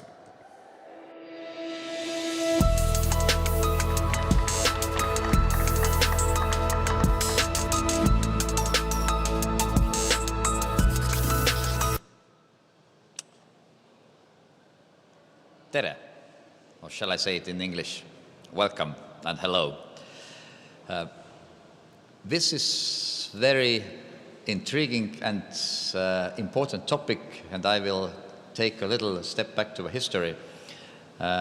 Many of you probably remember a company called Nokia, who used to be the leader in mobile telephone services globally, and which had a very, very cool slogan, connecting people.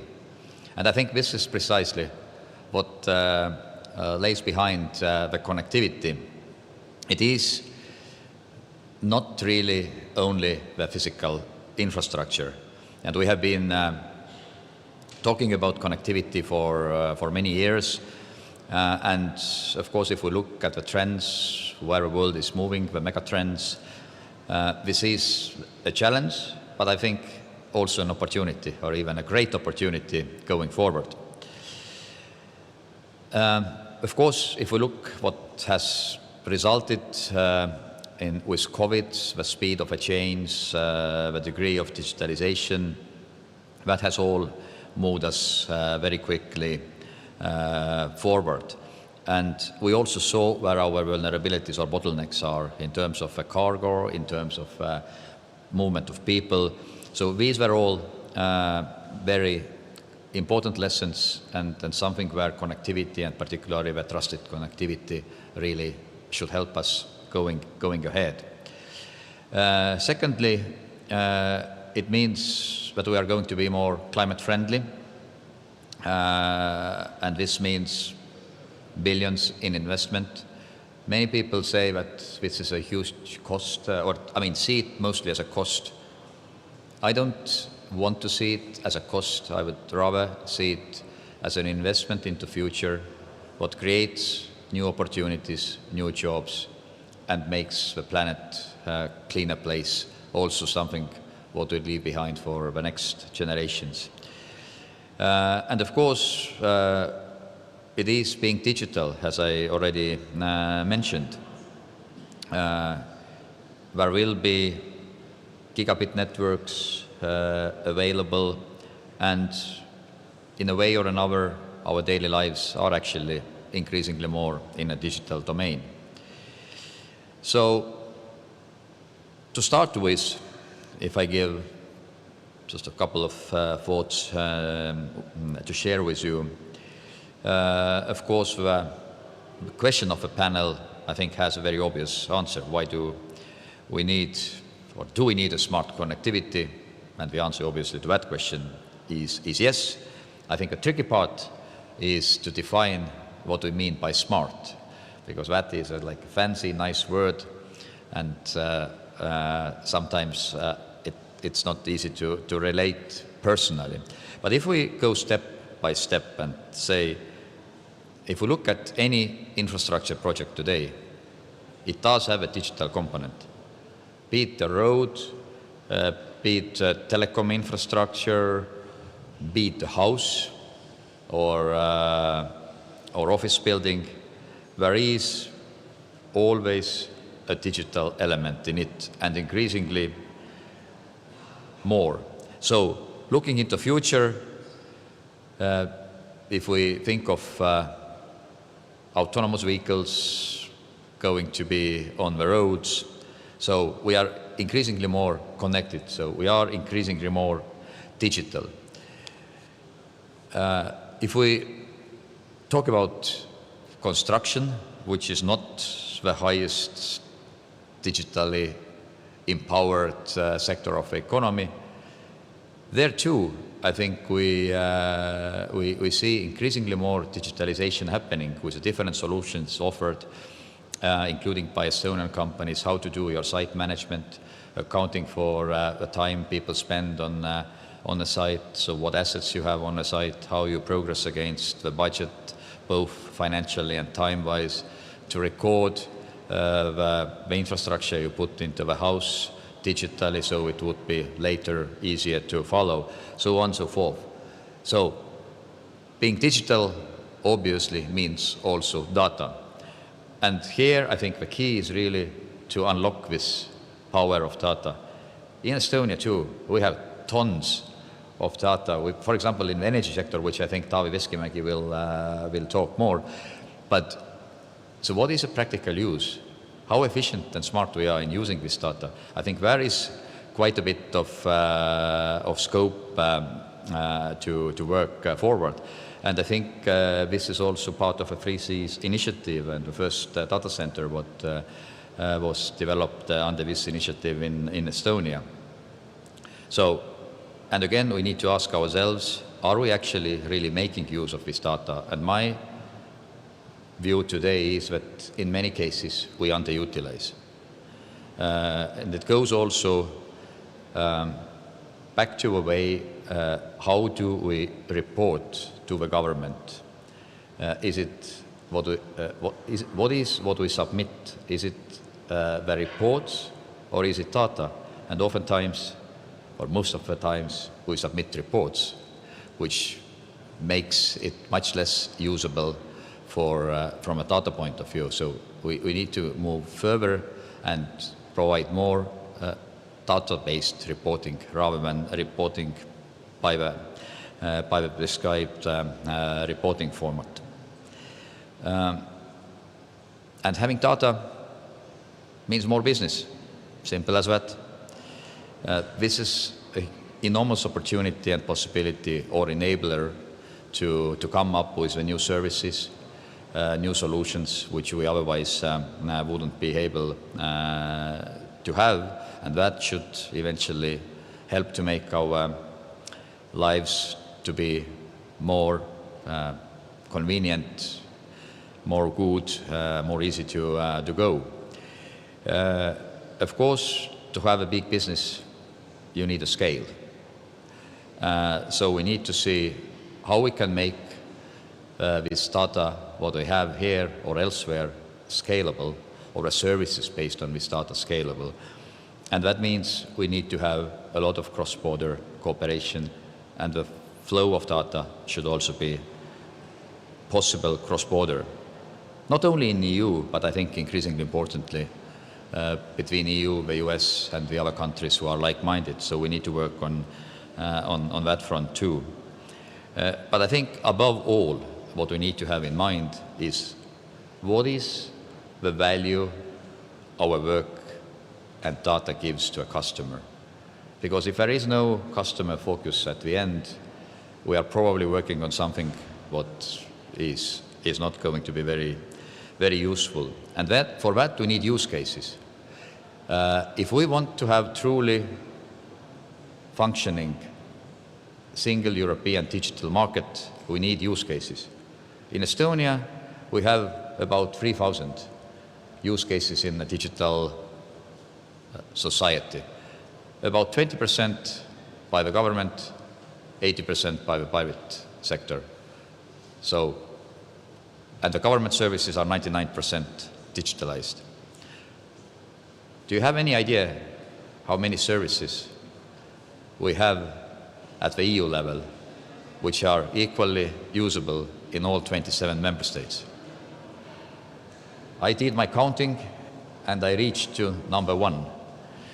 So there is one service which actually is 100% cross-border, usable everywhere, and this is COVID certificate. And that is, I think, a great solution what we designed collectively in a very, very short time frame, about 4 months, I guess, or of that order. Rocket speed by European standards. But I think the key of this point is, A, it is doable, B, it is what people actually appreciate and value because it helps to make their lives easier. And then we have a number of other services what are also interoperable, but not on that grand scale. For example, between Estonia and Finland, you can use the prescription drug recipe issued by a doctor in either country, and you can get the drugs in a pharmacy in either in Finland or in Tallinn or in Estonia. And one could ask, so what actually does prevent us to make this use case, which I think is also very practical, workable in all 27? If we were able to do COVID certificate to work, we should also be able to make prescription drug recipes work. And then we would have already doubled the number of use cases. And there are plenty more what we can do, but if we don't get to use cases, we will never get to a single digital market. The third example is from a side of business. Estonia, Latvia, Lithuania, Poland, Austria, we have teamed up to have electronic consignment note, which is basically to how you track the cargo crossing the borders. Again, 4 countries. Would make tons of sense to have it workable in 27. And then the list could continue. I mean, you can, I think you can come up easily with the 10 things you think would be really useful if I can use in any part of the European Union. So that is something I think we really need to push forward. We are very much willing to lead. And then as a really big, bold step, we could also think, okay, if this COVID certificate works in the EU, it should probably work globally. So the interoperability of different systems is really key, not to sort of set an ambition, okay, we need to find and define a unique system what works for entire world. We will never get there. But making it interoperable, I think, would be really something of practical value.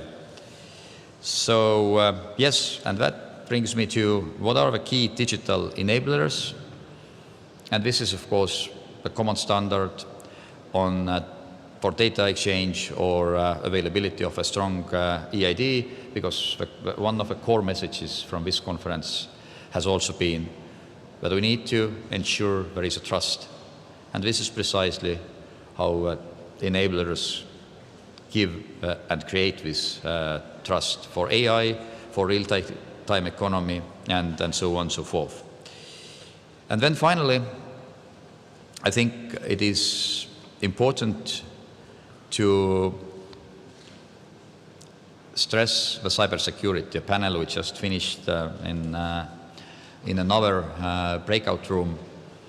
And the reasoning here is really simple.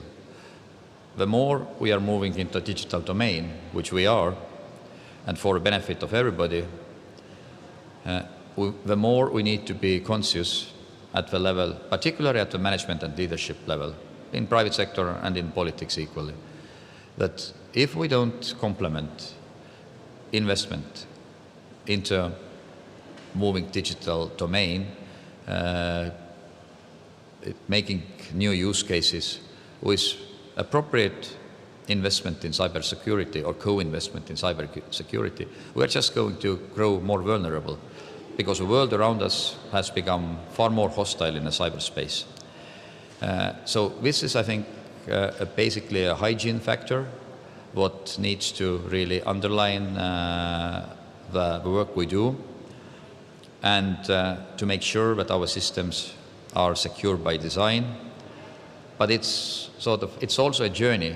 It's not that, okay, we do something now and then this sort of solution works for the next 10 years. It probably won't work even for the next 1 year. So you need to constantly upgrade to be sure that you are protected from a cyber point of view. And if you don't do, then obviously the risk is that you lose the trust of people, the trust of consumers, and then the whole thing really falls apart. And that was a call I made to come up with a common methodology and a common measurement system, how we can make sure that we are properly allocating for cybersecurity risks, not of the present day, but more importantly, for a risk in the future. So to conclude, we have not a digging challenge as sort of connecting the different countries, but more of a digital opportunity ahead of us. And we all want to be connected. To do it in a safe and secure way needs a simple thing. We need to do it smartly. And the definition of what is smart, obviously, is very much in the eyes of the beholder, but I think we will get there as well. And that has to be also a future-proof and create value for the user. The last one is really most important. So I would stop here because I also see that the clock has stopped. Time for me to stop as well, and we can move to a panel. So thank you very much.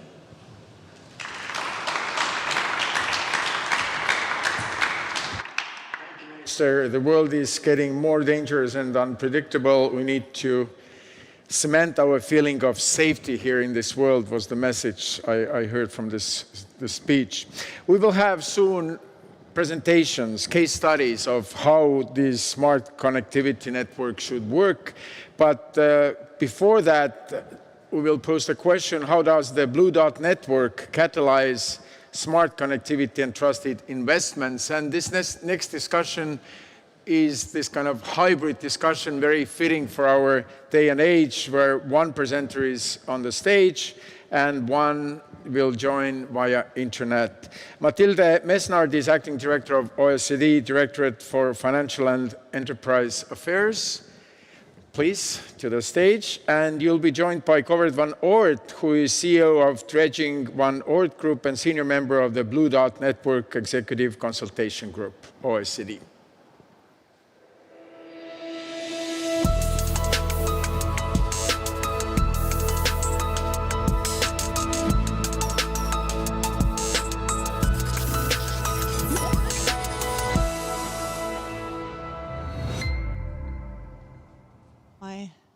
Hi. Hi, Govert. Nice seeing you. Good afternoon. Okay, that's fine. So it's Good afternoon. Good afternoon. First, I would like to thank the Estonian government to invite us at the Tallinn Digital Summit. And I welcome you I would like first to contextualize our discussion. We have 15 minutes, so I will be very short. You know, our conversation today seeks to ask how can the Blue Dot network catalyze smart connectivity and trusted investment. And this morning, our OECD Secretary General, he explained to you what was the Blue Dot network and how it could increase private sector investment to close the global infrastructure gap. The Blue Dot network aims at doing so by certifying projects against environmental, social, governance and financial standards. And the objective is first to put sustainability at the center of the design phase, but also the implementation phase of the projects, and also to signal to the financial markets and the financial players that the ESG risks have been managed and taken on board seriously. So the OECD, as you may know, is providing technical support to this Blue Dot Network initiative. What we do is we are developing the different elements of the certification framework and putting for the funding members of this initiative some options for the review mechanisms.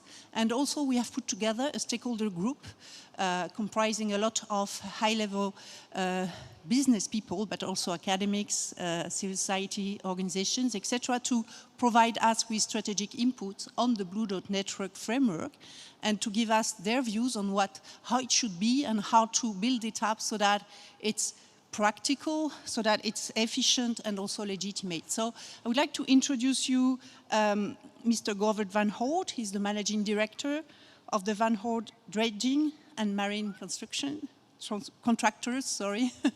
And I would like to ask you a question. You're part of this, stakeholder group who advises us on the building up of this certification framework. So I would like to get your views on this framework, and in particular, how do you think this Blue Dot Network and its certification process could support business in improving the sustainability of your infrastructure investments? And what should be, the main features of this framework to allow it to be efficient, practical, etc. So you have the floor. Thank you very much. It's a pleasure to be with you today. As said, Govert van Hoort, besides being the managing director of our dredging and marine construction business, I am also a fifth generation family member in our 150-year-old family business. And I think that long history says many things about how we look at the future. Our company is globally active in providing marine solutions. We execute about 180 projects in about 40 countries every year, with about 5,000 employees of more than 70 nationalities and a fleet of modern equipment. So we see lots of different types of standards and governance worldwide every year. We are active in developing, installing wind farms, creating new land and harbors, maintaining waterways, safeguarding existing land against the effects of climate change, and developing coastal areas to facilitate the livelihood of local communities. Now, our mission is to create a better world for future generations by delivering marine ingenuity. And for us, with this long-term vision, this means being a front runner in the transformation towards sustainable infrastructure development. And working on the global market implies for us that it is crucially important that governments and large international clients facilitate a level playing field. A level playing field for all contractors on all relevant standards: environmental, social, health, human rights, labor, diversity, etc. Now, on environmental and social aspects, we strongly believe that Van Hoort must help to create a better world for future generations. It really feels as our obligation to leave this world in a better shape than it is today.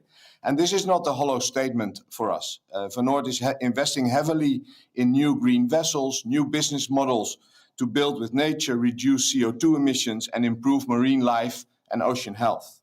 And a standardized set of requirements for contractors on environmental, social, and financial topics, where contractors should comply with, is a must for Van Hoort to see and to achieve a level playing field. And the same rules and regulations for each contractor should lead to competition, not only on price, but increasingly, as time goes by, more on topics as sustainability and social responsibility. And the Blue Dot Network works both ways. A uniform set of standards and certificates that governments should comply helps Van Hoort to be sure that projects comply to our principles and also avoid possible negative image and other risks. And that is a benefit for both the contractor, but ultimately the client and ultimately society. Lastly, I think we need to reward companies that are leading the change to sustainable infrastructure. There is really significant upfront cost and too often procurement procedures, in many cases currently mandatory by law, are focused on lowest monetary cost only. So I think that is setting a little bit out how we see our role and how we see the Blue Dot Network being able to add value to the things we do. Thank you. Thank you. It's very interesting what you just said. And as you know, the objective is, of course, to level the playing field, as you mentioned, but also to somehow detonate a race to the top through looking at all the 10 elements of the Blue Dot Network and not only the price, as you say, it's classical in procurement processes. So that's quite very interesting what you are telling us. And now I have a question regarding more like the emerging risks that you're seeing. And how do you think the Blue Dot Network framework could help countries in this region to overcome these emerging risks? Because you are one of the big investors in this region. So I would like to get your views on that. Yes, I think when you're an investor, being able to rely on a standard that sets clear criteria for infrastructure projects independent of a country or region, and it should not matter whether it's the US, Australia, Central or Eastern Europe, independent of country or region, then they will be much more inclined to invest in a project because the relative risk is much more transparent and can be properly assessed. It will bring higher visibility and it will take also less time to appraise a project and get the internal approvals. So it will make investing and lending in countries like Estonia or any other country a lot easier and ultimately faster and cheaper. In order for a certification framework to be of value, what is really important is that in essence, the framework is widely accepted in the financial world, and it is aligned with other going principles, for example, equator principles, the taxonomy, and other international standards. So that you actually come to a standard that would be a guideline, not only for OECD members, but actually it becomes a standard that is so universally, worldwidely adopted that it will basically be a guiding principle or even a mandatory standard also for non-OECD members. So for example, Estonia has a big potential for offshore wind. And offshore wind developments require a sizable investment. And the main reason why we were in the top investors in Estonia was because last year we made a sizable equity investment in a potential windmill park offshore in the coming years. And a Blue Dot Network certification would support attracting larger investors to the area. You have a guarantee that although you do not know the country, its culture and its principles, there is a standard that will be adhered to and there is transparency in the way things are done. And the same holds for ports, land reclamation, for tourism development and coastal protection. There are really no limits when it comes to investments in whatever industry once you have these standards. Now, when you think about risk, examples of risks that investors and developers might run into in these areas, less developed regulation or very often lack of enforcement of the local ESG regulations. Comprehensive set of guidelines will set a minimum standard and it provides investors and developers with visibility which will in the end lead to a lower risk premium and lower cost. Blue Dot Network can provide minimum standards, for example, on safety and labor. And once more, if competition is all facing the same set of standards, then ultimately the company that adds most value to society will surface in projects. Also, clear Blue Dot standards will help in getting insurers and export credit agencies on board. And often these parties are essential in getting the funding in place for large infrastructure projects.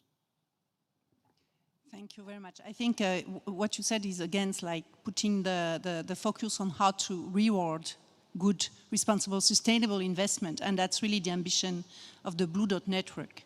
to support this race to the bottom, as I was saying. And it's very important to get the view from the private sector to frame the process. And you mentioned all the existing standards, the Equator principles, etc. And what we are currently doing at the OECD is really to map for all the 10 elements of the Blue Dot network, map all the existing standards, and then settle criteria looking at the metrics that are existing, the data that could support these metrics, etc. So the idea is not to reinvent the wheel on all the different aspects, but kind of mapping everything that exists and put together a simple enough, I mean, workable, practical reference point. And then what we are discussing with our stakeholders and the funding members of this initiative, who are, as you know, US, Australia, and Japan, is how to organize the certification process itself. So there are a couple of options, and they would need to choose among these options. And also we are currently designing the review process, how based on this framework we'll design the review process and who would do it, etc.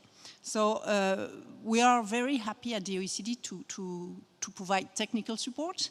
The 3 funding members, as you know, the US, Australia, and Japan are finalizing their discussions to put on the table and convince the other countries to align with them with this initiative. Of course, at the OECD, we have a lot of existing standards that will be part of the standards that we are currently mapping. And we are also doing a lot of work to somehow allow the financial system to really be able to distinguish between the different projects. And to do that, we have not only guidance to help implement our OECD standards, like, for example, we have due diligence guidance for the financial sector, including due diligence guidance for the institutional investors on credit operations or on underwriting operations, on project finance, etc. We also have guidance on our anti-bribery standard, the anti-bribery convention, etc. But now we are working at a more, like, I would say, holistic level with the financial sector to ensure that all that is currently developing in terms of sustainable finance is getting real, in a sense that, you know, we need a lot of, we need to work a lot on the methodologies, the ratings, etc., to make sure that everything is comparable, is, you know, operationable, if I may say so. And also we are working, of course, on the regulatory aspects of it, so that this ESG disclosure would be not only mandated, but auditable, etc. So there are a lot of work to do. There are somehow a complex ecosystem around this sustainable finance these days, with a lot of initiatives. The OECD is part, or is participating in many of these initiatives, and we are doing our work with our committees on financial markets, etc. But most of all, I mean, we want to equip the financial system with what is needed in terms of ratings, in terms of regulations, so that to ensure that mainstream finance go into these sustainable projects. And the BDN initiative will be part of this overall ecosystem to try to detonate this race to the top. So we are very happy to contribute to that, and thank you very much for giving us your view from the private sector, how this could be useful to ensure this. Thank you very much. Thank you. Good luck. Thank you.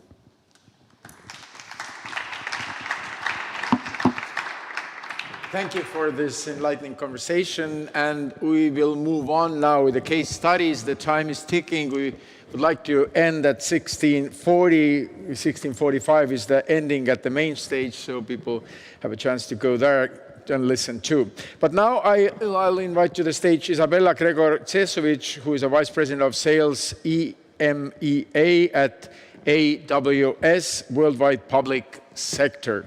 And the topic of this keynote study is smart connectivity in the cloud. So some very practical advice now.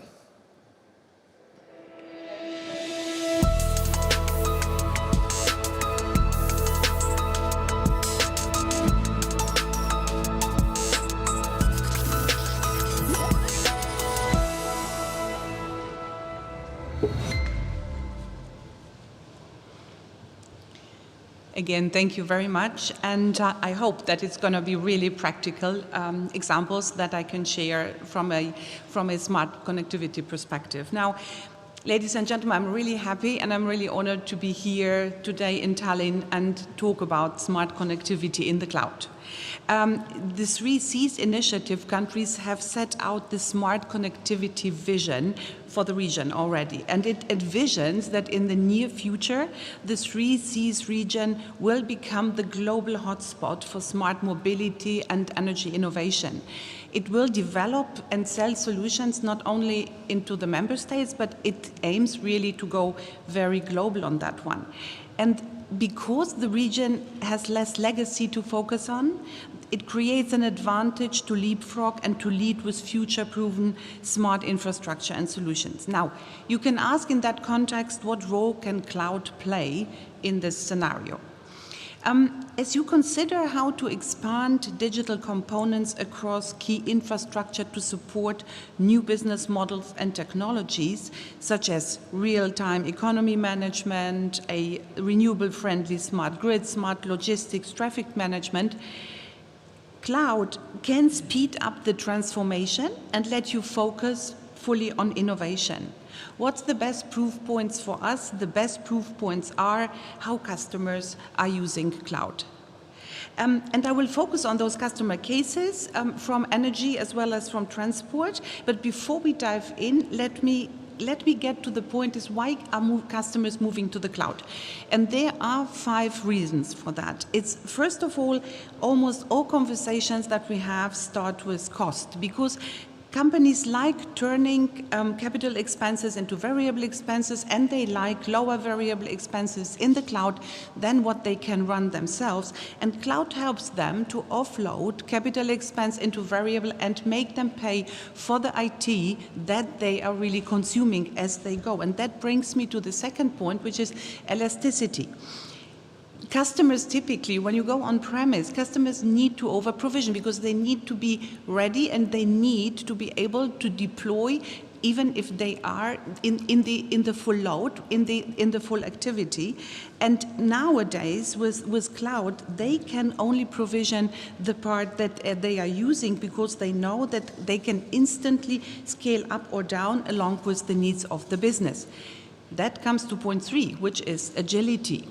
Now, when you look at cloud lets customers quickly spin up resources as they need them, and that means you can deploy hundreds, you can deploy even thousands of servers in just a minute. And that means, and we have seen that in conversation here with customers, that this also very much helped going through the pandemic time where they really could spin up those resources and be able to serve their citizens on the fly in the time of the pandemic. And that means also that customers can more quickly develop and roll out applications, and it means that teams can experiment and innovate quicker and more frequently. With that agility and in a global network, as we, for example, provide that, you can then also go along a global infrastructure. And that's quite important when you think about startups, when you think the aim of selling solutions globally, you can test those capabilities by rolling that out pretty quickly into a global network. 5th reason, cloud allows customers to innovate faster because you take your resources, valuable resources, and you focus them on the development and of the differentiating applications that are transforming your business, that are transforming the customer experience, and not on the undifferentiated heavy lifting of managing infrastructure and data centers. So the 3Cs vision paper lines it out. Smart connectivity is a push to link the energy and the transport infrastructure with digital platforms, and that cloud can be one of those, and services that allowed for the best management of linked infrastructure. And this approach creates the opportunity to share data, to reuse data and components, to build insights, and to help drive business towards a greener and renewable future. So digitization using data, creating smart devices, that is all together linked. And because this linkage, which is which for us starts and is the IoT, connecting the physical world with the internet, is already widely used with our customers. And I would like to share a couple of examples of what customers are doing with IoT and are doing in the cloud. Now, first of all, sharing a pretty advanced example that we have is when you share data on the cloud, you make it available to large growing communities of developers, startups, enterprises. You can even go around the world to use the entire, the power and the capacity of that innovation hub. One of the most progressive examples that we have in that is on open data, can be found in the UK, and that is with Transport for London. And Transport for London manages the UK capital integrated transport network. So by embracing anonymized open data through AWS, an ecosystem of some around 6,000 third-party digital developers has been spawned, each creating new travel services for Londoners. And that goes across hundreds of mobile applications, from getting real-time traffic information to finding charging stations for zero-emission capable vehicles in the city. The Transport for London estimated and in a result, a saving of about £130 million a year. Now, looking over the ocean, in the New York City Department of Transportation has initiated and introduced Vision Zero. And Vision Zero is a movement towards achieving zero traffic fatalities or serious injuries in the street. To support that initiative, the Department of Transport has built different web applications in the AWS cloud, and they are using crowdsourcing that to collect traffic safety data, which is used to redesign streets and traffic patterns to help reduce traffic fatalities. And the app shows the data back to 2009, which is alerting people of the fatalities that has happened in certain areas and make them pay more attention when they are in certain areas. So I think open data, having crowdsourcing is important, opening that on the platforms, make the innovation part really, really easy. And we see the same thing also in the energy sector. Two examples there is Engie, which is a French multinational utility company. They have decided to accelerate their digital transformation, and they wanted to become a data-driven company. And you can even accelerate that beyond talking about one company. So first of all, they have, as a first step, built an enterprise data repository to align its customers and business units around the same solution. And this common data hub helped them to ingest, store, share, and consume data sets through a unified platform and highly secured environment, ultimately enabling the company to increase productivity, to make better energy production predictions, which is going into the direction of sustainability, as we already discussed, and bring new scenarios and services to customers.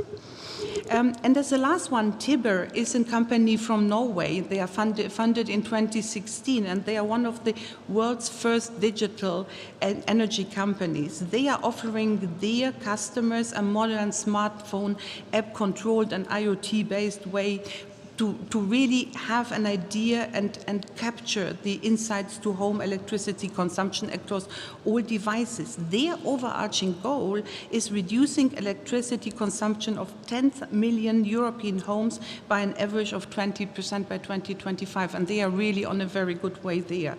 So that is also setting aggressive goals in that sense. Aggressive in a positive mood is now really, this idea has taken off, and they are now serving households in Norway, Sweden, and Germany, and they are on the way to achieve the savings. So I hope this gives a more concrete idea of the opportunities that exist in the cloud for smart connectivity. And cloud reduces IT costs, accelerates innovation, supports collaboration, and builds communities of innovation, just to name a few of the contribution factors. there is also the aspect of greener energy, and also as a focus of the 3Cs initiative. Cloud can play a big role too, and I just want to mention it here because cloud is inherently more environmentally friendly, as customers only use what they really need. They only consume the part they are using. They don't need to over provision. So cloud plays a big role, and I think we can deep dive and we can discuss more in that areas. But for that part, I thank you for your attention, and thank you very much. And we are going on with the next presentation, and this is getting more greener and greener. Üllar Jaaksoo is the founder of the Green Energy Data Centers, and now your case study, how trusted connectivity could be brought to life.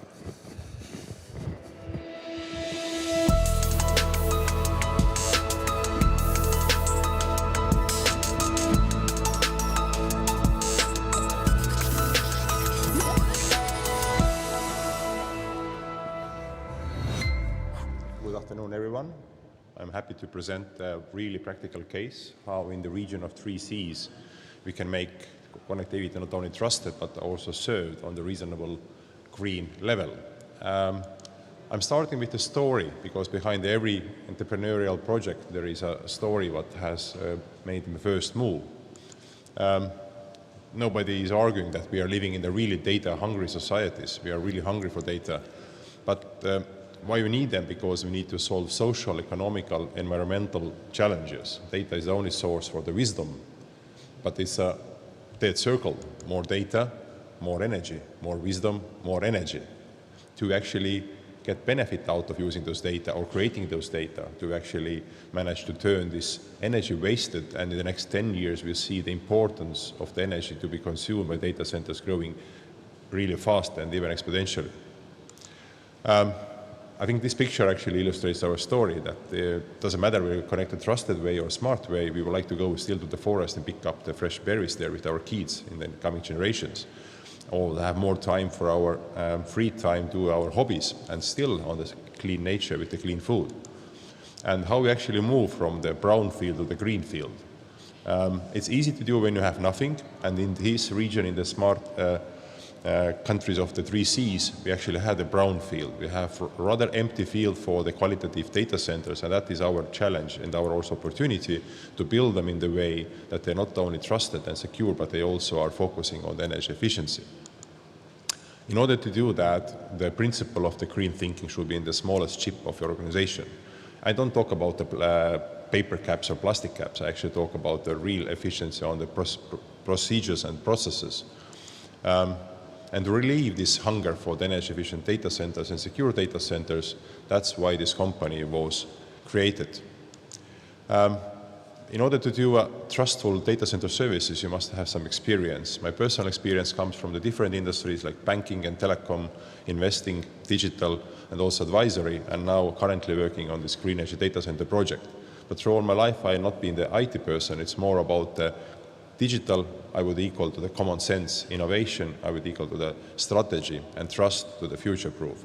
Those key words, common sense, as we say in Estonian, talupojamõistus, or the strategy, strategic value chain management, and also the future-proof are the key words to be focused beside the digital keyword. What we're doing right now, we are building one of the largest in the Baltics data center with this secure, smart, sustainable, and future-proof.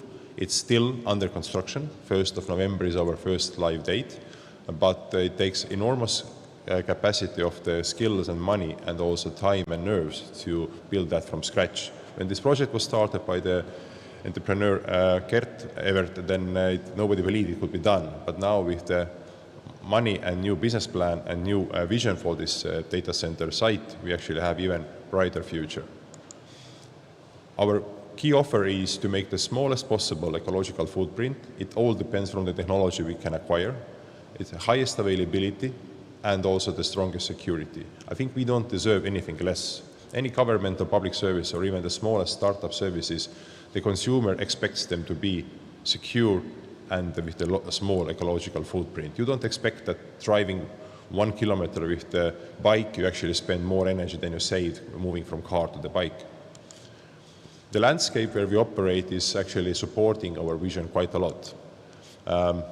We have more and more digitally worked hours. We have more and more digitally spent free time.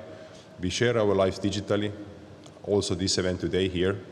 And also we are digitally storing more and more dust into the servers. This is the framework we have to operate. And those key megatrends and those key words are nothing giving us else than more and more data. But EU has taken many, many steps here to be actually one of the leading lighthouses how we can make it more responsible. Because with the big opportunity, there is also big responsibility. And I think when we talk about it, we have to be very focused on the key term called corporate digital responsibility, what makes us responsible. And there is a lot of self-regulating acts now going on, like the Climate Neutral Data Center Pact or the Code of Conduct for Data Centers. There is plenty of wisdom on the paper to be implemented now with our next investment. The ability to project data center energy use, I think, is one of the key climate policy priorities, because that will drive our efficiency to optimize the same data. Smart connectivity, many previous speakers have talked about that a lot. I will just remind where it comes from. It's easy to find on the internet when you go to the 3Cs homepage and look at the keyword smart connectivity, the digital enablers enabling us to make investments into the energy and transport future-proof. This is the main concept of it. The 3Cs region, as our president was mentioning, is well positioned to be the champion of the smart connectivity. We have many borders, but we have the same history, we have the same legacy system, we have the same set of values to be changed. We don't have yet still the same set of values for the future, but we have same set of historical values we need to get rid of. And that brings us to the same level of start. And this 100 million people is one of the largest cross-country, cross-border territory where we can test something on the largest scale. Smart connectivity needs digital infrastructure. Next, digital infrastructure needs more data. Data needs energy, safety and trust. Trust needs transparency in technology. We're coming to the finish, but we need to put something between the smart connectivity and digital footprint is a trusted green data, not just trusted data, but trusted green data. We should not forget this part of our journey. Investment is one important part to make everything trusted. Yes, money doesn't have nationalities, but money has interests. And interests could be very different and may not be sharing the same values. Our ambition when we started to look for the money for our plan was to have a strong vision, to have a strong set of skills, and to have an investor who supports it. And therefore, investors should also have a vision, should also have a courage, but also should have sufficient funds. And as the 3C Initiative Investment Fund was just recently created, there was almost a perfect match with our vision. Territory, the Eastern European countries of the EU, industry, they are investing into digital know-how. There's a professional investment manager who has a lot of experience building up the digital infrastructure companies. Also the deal size, because this money is not small what we're talking about here. We're talking hundreds of millions to build data centers in multiple countries, and that's the equity only. And also investment period. You cannot do it in the short-term money. The customers you're going to serve, they need to be sure that the stakeholders have sufficient funds to support the life-critical systems, whether it are governments or companies. Little advice to any other entrepreneur who wants to build something with this kind of money. You have to think like investor and think big. You have to build an invincible vision. The vision should be longer than 5 or 10 years. It must be 25, 50 years vision. Otherwise, you will not have a match. And you rather start with consultations, not negotiations, because it's a matter of balance between all those multiple interests around it. And you have to act despite the COVID. We acted during the COVID times. We're building during the COVID times. Believe me, it's not an easy one, but you have to act. And also, doing these projects, you have to respect the process. It's very hard for the aggressive entrepreneur to maybe sometimes cope with all those processes and procedures, but you have to respect it.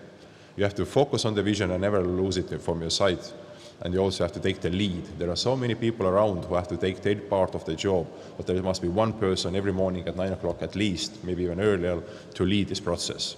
because there are other priorities over all other tables. And also take the advice, don't be stubborn. What our current status is, as I mentioned to you, the facility is in the commissioning process. The final procedures and compliances are going through the check. We have a critical mass of our first anchor customers, telecoms, banks, many important IT infrastructure providers. We are now going to focus our next phase of growth. We are going to open the 1st of November, but what we see is to focus now on the growth, service and efficiency. Next, we have to focus on the connectivity. It means that we need to build a cyber ecosystem around our customer base in order for them to feel safe, not only because of the walls and the electricity supply, but also of the cyber threats. And the cloud connectivity, what was mentioned already here, we see the more and more hybrid solution used by governments, companies. We must be the best home for the clouds. And data vault and data embassies, offering everyone to put their storage of the offline data into the secure environment as well. That maybe gives us a bit more time sometimes go to those clean seas around those 3 seas, catch better fish, and not to worry so much about our digital trust. Thank you very much. That was my short insights to this very practical case study in Estonia. Thank you very much. Üllar will be leading the discussion just in a few minutes, but now the third case study that will be by Taavi Veskimägi, who is chairman of the board at Elering. Elering is an electric utility company here in Estonia, based in Tallinn, and the case study is about climate-neutral security of supply through smart connectivity.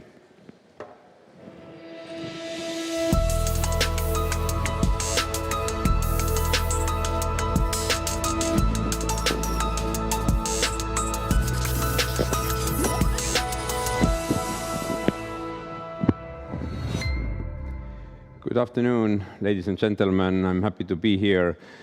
I have a bit different case study as Üllar's. We are very much established company already.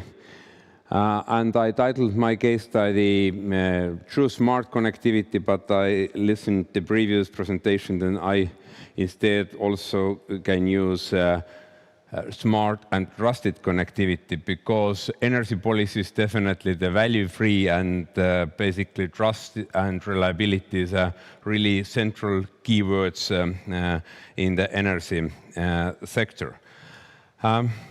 Couple of words about my company, who those are not in Estonians maybe don't know. We are basically joint electricity gas transmission system operator in Estonia. We own electricity and gas transmission grids, both of them, and our mission is very simple one: keep the lights on and the rooms warm in Estonia. And why it's so important, this mission, that if we are talk about the smart connectivity, this definitely very much needed to keep our promise, keep the lights on. Without digital tools, we couldn't do it anymore, because this environment where we operate move more and more complex. And to deliver this mission, we set our vision that we guarantee and ensure security of supply for our customers in a climate-neutral way, supporting the Estonian economy. And why I say so, that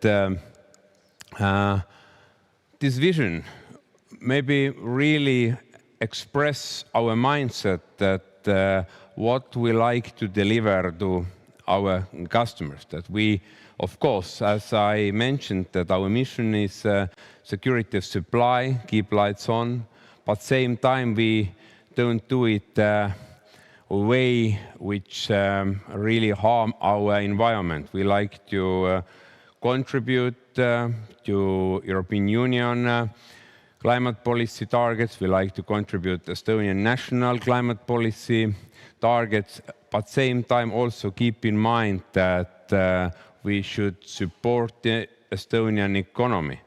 And it brings me to the point when I just, those texts are really small one, and maybe this not so much needed to read, but this is basically a snapshot from my company strategy, and where we describe the key trends which impact our company. And I just remarked some columns in red to highlight that basically to mitigate all those trends and potential risks and also opportunities for our company, we need the digital tools. That you see that there are quite a lot of red, and to manage all that red part, we should very much digital tools.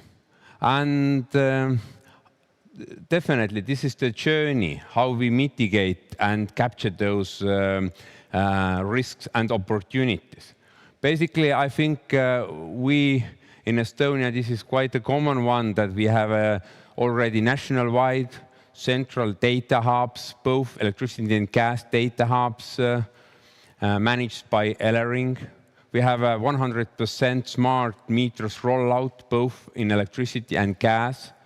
And this is basically this raw data, which is the basis for all other services which not provided by us, by Elering, but by market participants. Because we are fully in line with EU regulations, we are fully unbundled. It means that the transmission part, both in electricity and gas, fully separated by generation and selling part.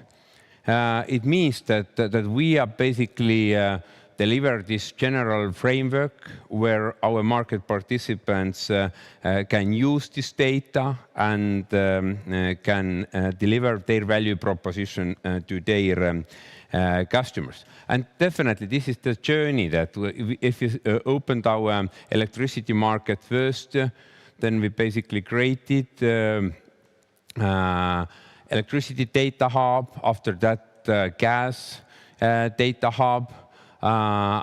And as you maybe noticed that basically we like to deliver security of supply climate neutral way, that we use this data, what we stored our data hubs also for climate policy objectives, that we are basically run layer top up. And maybe I go further. Okay, this is small as well, those two small screens here. But okay, I explain a bit that top up of the both electricity and gas data hubs, we have a so-called Elering green layer where all kilowatt hours produced and consumed electricity and gas get their origin noticed. That basically we know that every kilowatt hour consumed in Estonia basically have a label from which sources this electricity or gas is produced.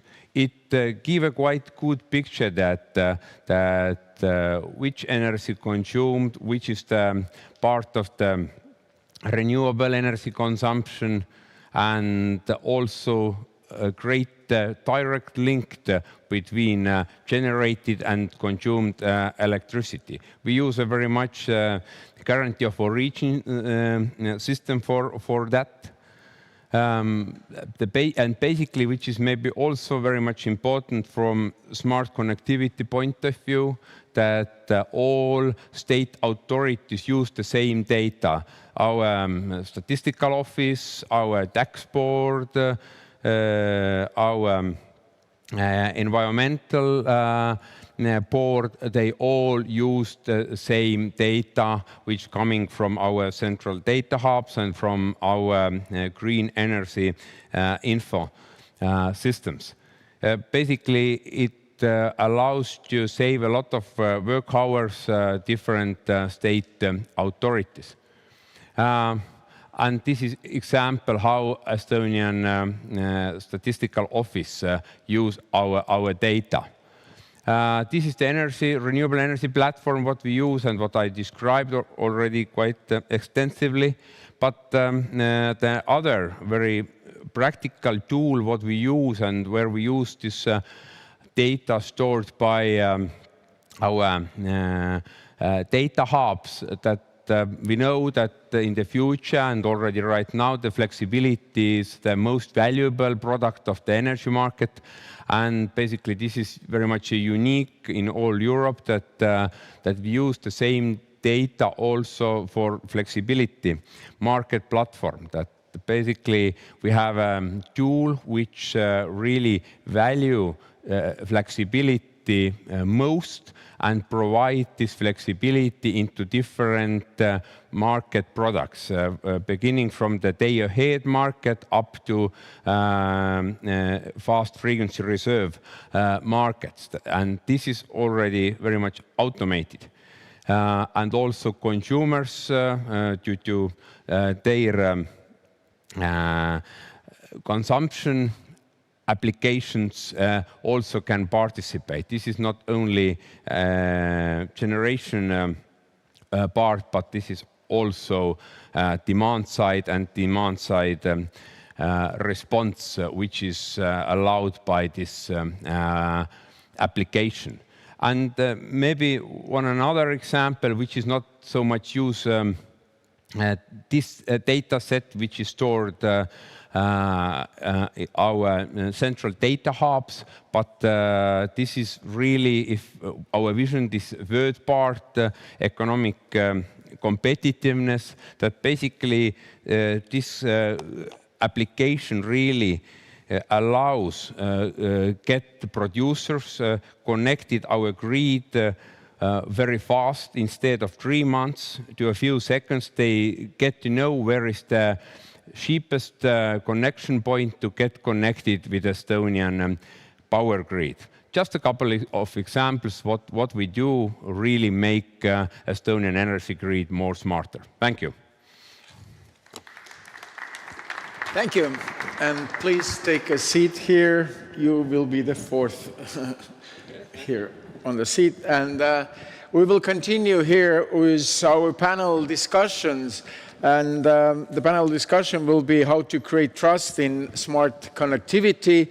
And I will introduce shortly the panelists who will share the views and discuss on how to create trust in digitalization to enable smart connectivity.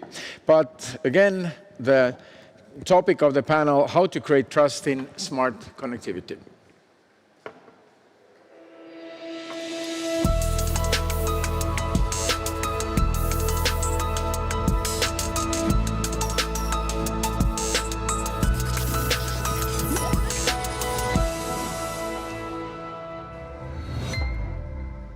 And now I'll invite to join us on the stage Minister Sutt again, Isabella, Gregor, Cesovic, and Romana Blahutin, who is Ambassador at Large for Connectivity, European External Action Service. Please take your seats. Mr. Sutt, Romana, and Isabella here, the third seat. And this discussion will be moderated by Üllar Jaakso, the founder of Clean Energy Data Centers. And from the central stage, I got a word that we should finish this by 16:40. At 16:45, there are closing remarks, so we all have a chance to go there. But now, here is our discussion.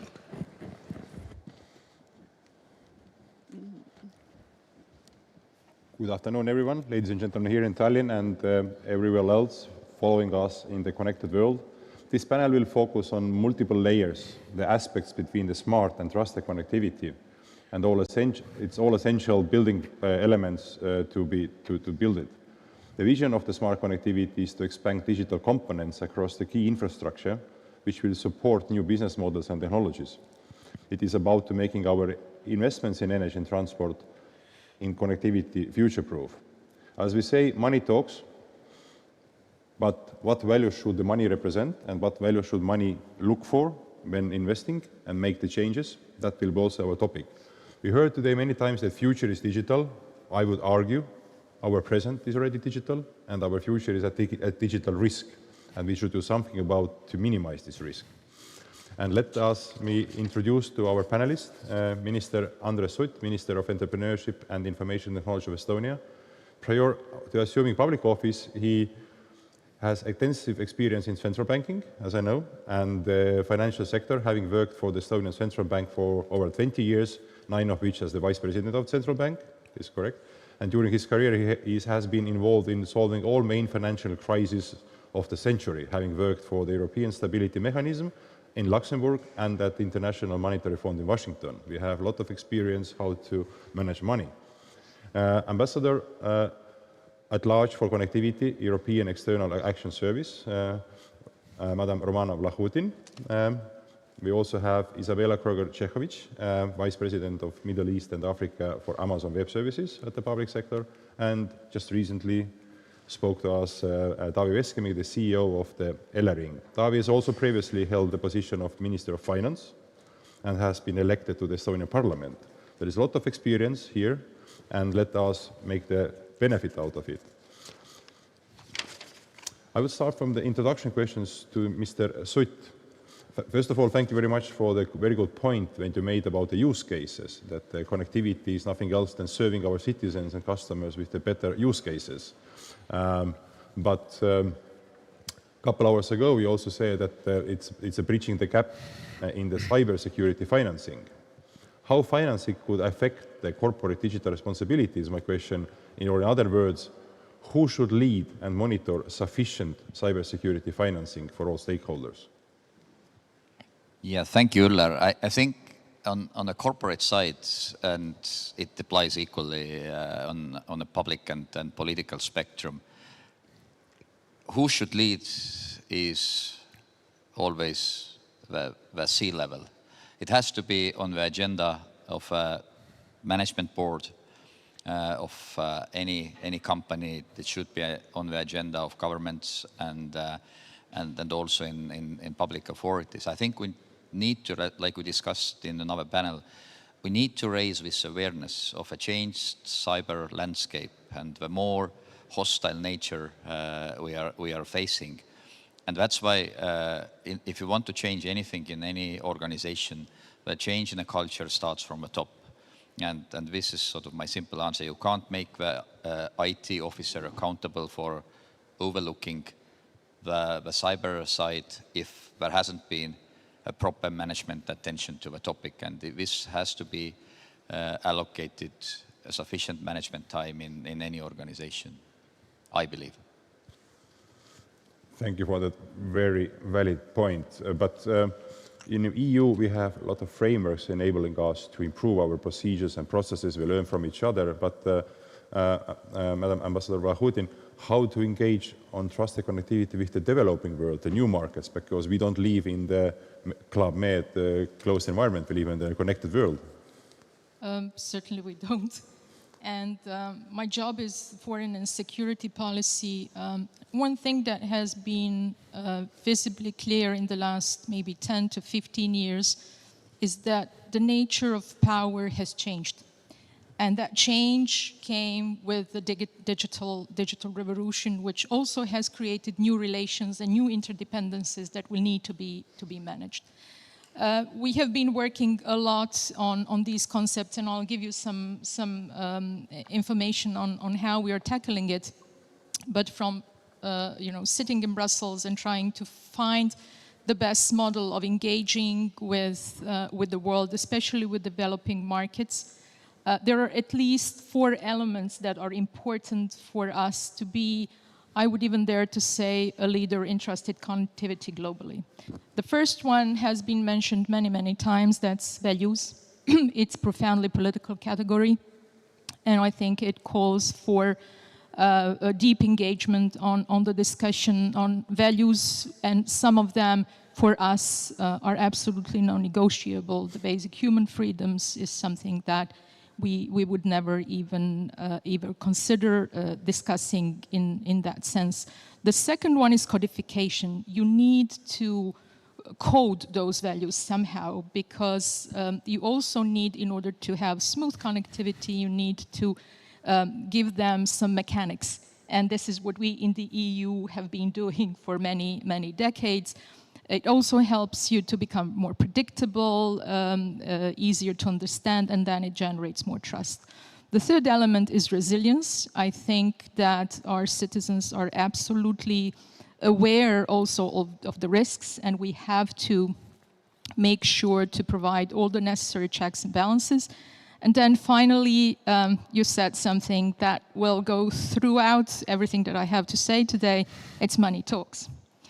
So it's absolutely important, necessary, and valuable to engage in discussions, but you also have to engage and invest in real terms through projects that are strategic, that are large scale, and that are transformational for those countries. And that is easier said than done, but I think that is really the only way to go to really materialize in a way of what we are talking about when we talk about trusted connectivity.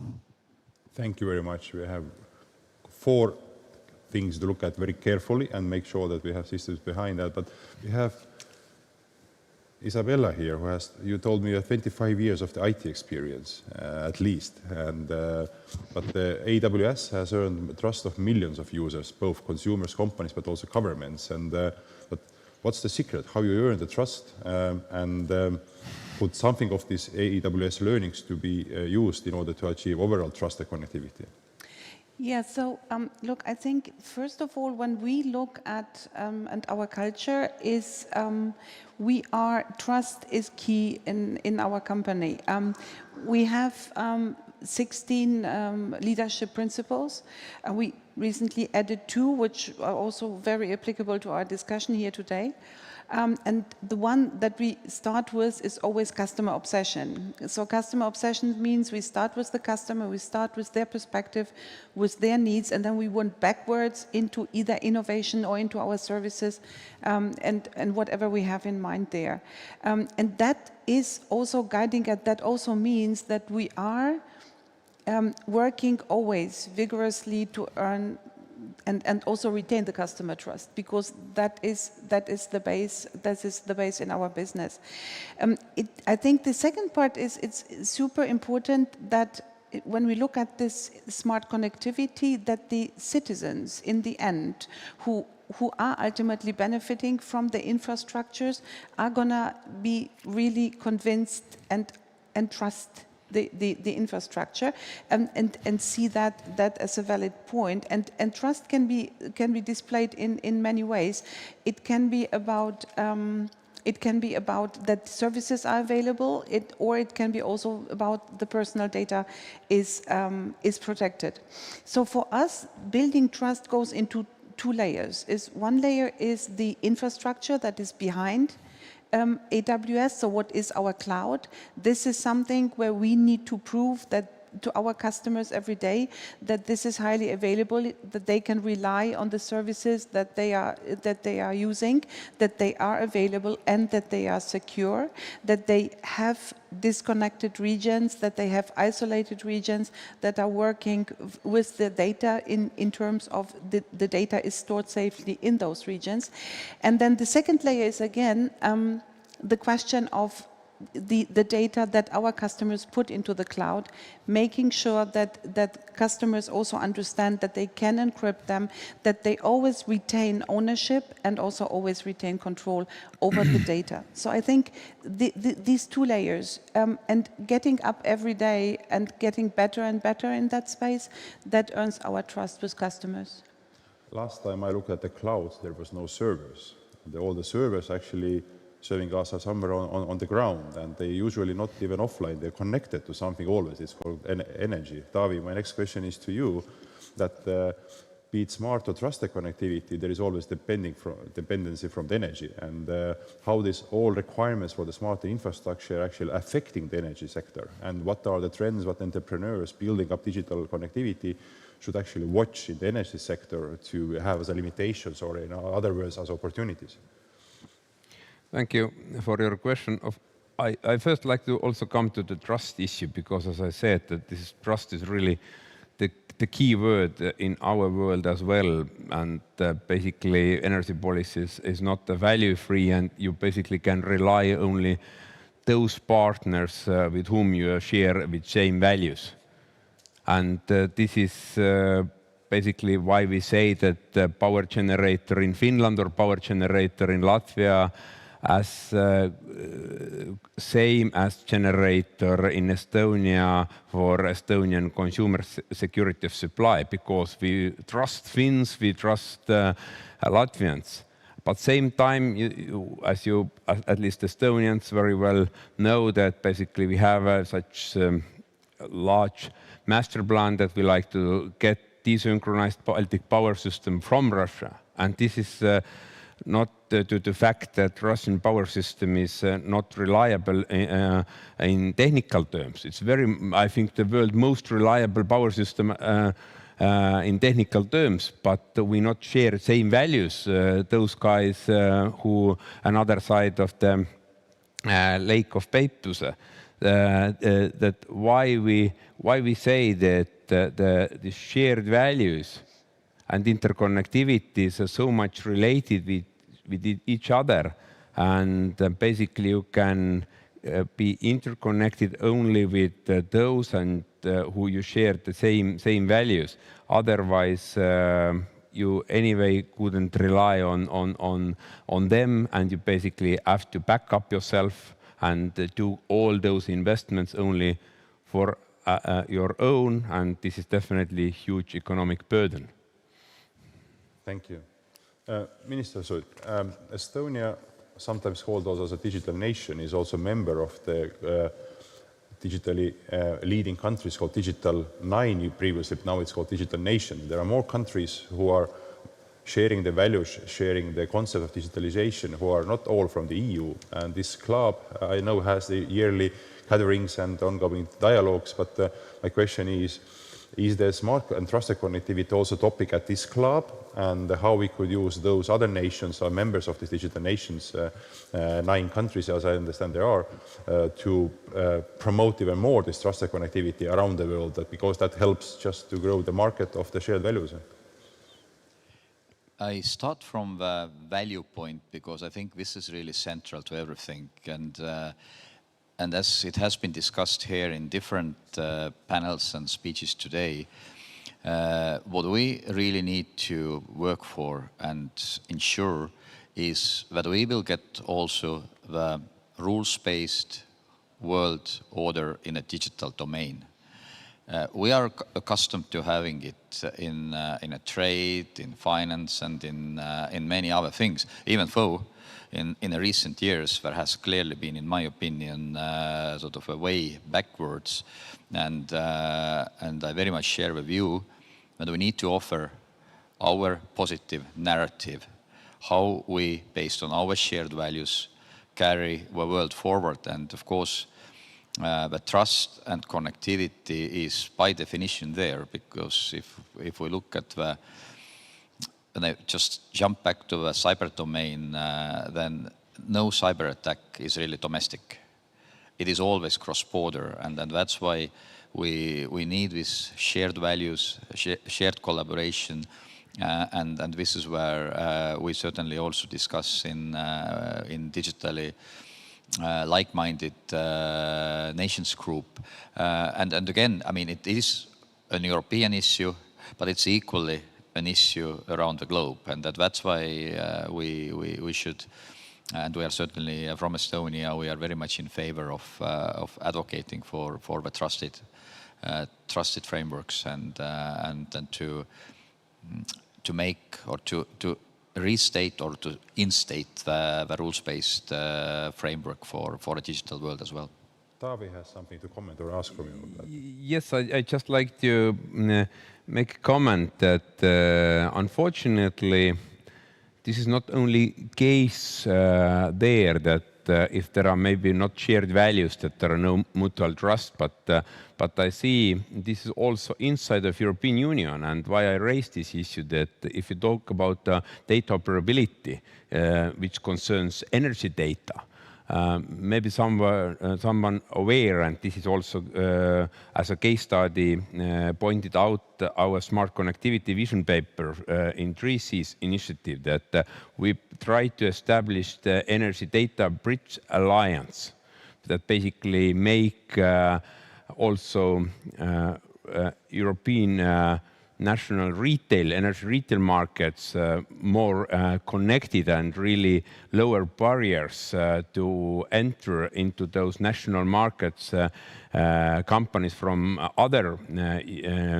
countries in European Union. But unfortunately also inside the EU, where we really have shared values, basically many countries who are not accept this kind of data sharing, that this is not okay, that I know Swedish energy consumption data is available for Estonian energy service provider, or such kind of cases, that I think we should still very much work also inside the union to make this data interoperability a case where we can develop a market.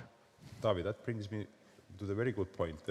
Ambassador, may I ask on that short dialogue here, your comment, please give us a bit bigger picture and a longer perspective, what has EU been doing on connectivity in general, and why we hear that there are, even inside of us, still some challenge opportunities, and what are the opportunities if we do so, and even more important maybe, what are the risks if we do not engage?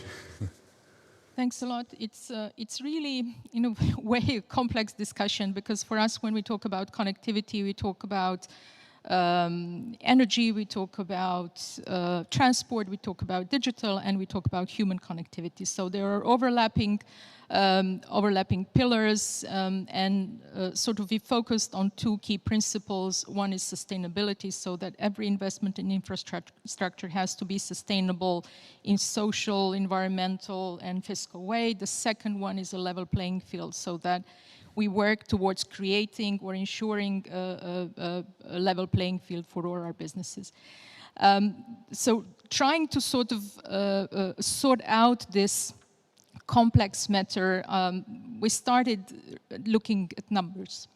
And it's really interesting when you look at the financial cycle of the last Commission from 2013 to 2018, which coincides actually with Belt and Road cycle, or the beginning of Belt and Road was in 2013. It turned out that the European Union and its member states have disbursed basically the same amount of money in grants to developing countries as Belt and Road projects in loans. But somehow the return is different. At least the political return is different. So we're thinking very hard on what has caused this distortion, if you wish, and how do we tackle it. And there is a common agreement, not only within us in the European Union, but I think within G7 and other democracies that we engage with, that we really need to not even up our game, but if you wish, adopt our game a bit. And we have to understand the economic, the political, and the security consequences of investment in infrastructure. The gap is huge. There are assessments that in the world there is around 3 trillion needed every year, 3 trillion of investment needed every year. That's massive amount of money. On digital, very interesting numbers as well. Around 45% of the planet is not connected at all. So that is an immense opportunity. By 2030, there will be 2.5 billion new users of internet, which can generate around 2 trillion impact on GDP. And we are now at a critical moment, a lot has been discussed today. Those who will agree the rules will also lead in the next 20 to 30 years. And we want to be sure that we have a say in understanding how this interdependency will be managed, and that we are engaged based on our values and based on our belief in sustainability and the level playing field. There is a lot at stake, because when you think about it a bit, it's also connectivity creates trade routes. Connectivity creates value chains. It defines the environment in which you operate. And it's in our interest, it's in our political and our economic interest and our security interest to really get engaged at a very sort of high level. Thank you very much. And I think this 45% you mentioned is not all connected. Brings me right to the next question to Isabella, to you, is that technical giants, they actually are also lighthouses. They show the example, they lead the way. Basically 45% still not connected, is opportunity to connect them in the right way, in the trusted and sustainable way. And my question is how global tech giants can actually impact the behavior of the consumers and companies following the corporate digital responsibility principles, like left no one behind, make it as small as possible ecological footprint, how your companies in size like AWS could actually make a change here. Yeah, and I think there are many aspects, as you already pointed out, in that field. But when I think about sustainability and looking at the footprint, there are actions that I think we all need to take, and that also I can only speak for the example how we are taking those actions. To your point, as being a tech company that is by default using a lot of energy, just also fueling our data centers. So I think the four actions that are coming to mind is setting goals, is investing, is innovating, and it is collaborating. And giving you a couple of examples here out of that one is when we look at setting goals, that is how you can measure. This is how you can hold yourself accountable, and this is also what aligns the companies and also aligned our company across all our teams. And in 2019 we have co-founded the Climate Pledge, which is a commitment to be net zero carbon by 2040, which is then going to be 10 years ahead of the Paris Agreement. And we are also committed to become fully renewable energy powered by 2030. Currently on the way to probably bring that forward, and we are doing a lot of things there in the space of innovation, which I'm going to touch on the data centers, but also using electric fleets for deliveries, and also for reducing the packaging, etc. So that's the part on setting the goals, and measuring ourselves and measuring the success and our progress. And the second one is investing, is when you look at, we want to be powered fully by renewable energy by 2030. That means we invest in renewable energy projects. We have hundreds of those projects across globally, because we are by default now, since beginning of the year, the biggest global buyer of renewable energy on a global scale. And this is where we see the responsibility also to run and engage in those projects. And we see that this is sending the right signal, together with our Climate Pledge, where we have about 100 signatories who are with us, who are committed also to be neutral by 2040. And this is also setting, from our perspective, the tone for the success of businesses for the future. Now, on the innovation side, as we are custom built, we can innovate in our data centers. We can innovate on the design. We can innovate on the design of the hardware to also capture the benefits out of the energy part. And finally, on the collaborations, it is for many of us, it is, for example, the Climate Pledge, but also the Climate Neutral Data Center Pact, which is a safe regulatory initiative at EU level that we also have signed with many other data centers operators and associations. That means that collaboration is getting more and more important to help everybody to get to a carbon neutral footprint. I think that's just outlining the couple of actions that we are taking. That brings us almost to the end of our panel. We have another few minutes left, but there is one question left, and that's my personal question to all of you, and maybe it's more like a yes or no type of question. We talk about corporate social responsibilities. That has been now the general practice of most of the companies and audited by the auditors. The latest trend is now the corporate digital responsibility, and that's like a separate subject to the social responsibility. But maybe the letter C there, what stands for the corporate, we should change to the common digital responsibility, and making sure that this triangle of the governments and entrepreneurs and also citizens themselves actually works all together. And if we can change the C world, maybe we changed all the narrative of the story. What would be your quick comment on this proposal? Andres, maybe we start from you. That's a nice one. I think this is precisely what we need. It is a shared undertaking at each level. It is an individual, it is the government, it is a business. And also if we sort of a discussion and points Isabella just made, I think are very relevant, because I think this change in a trend or a change in the mindset has already happened. We are going to be more digital.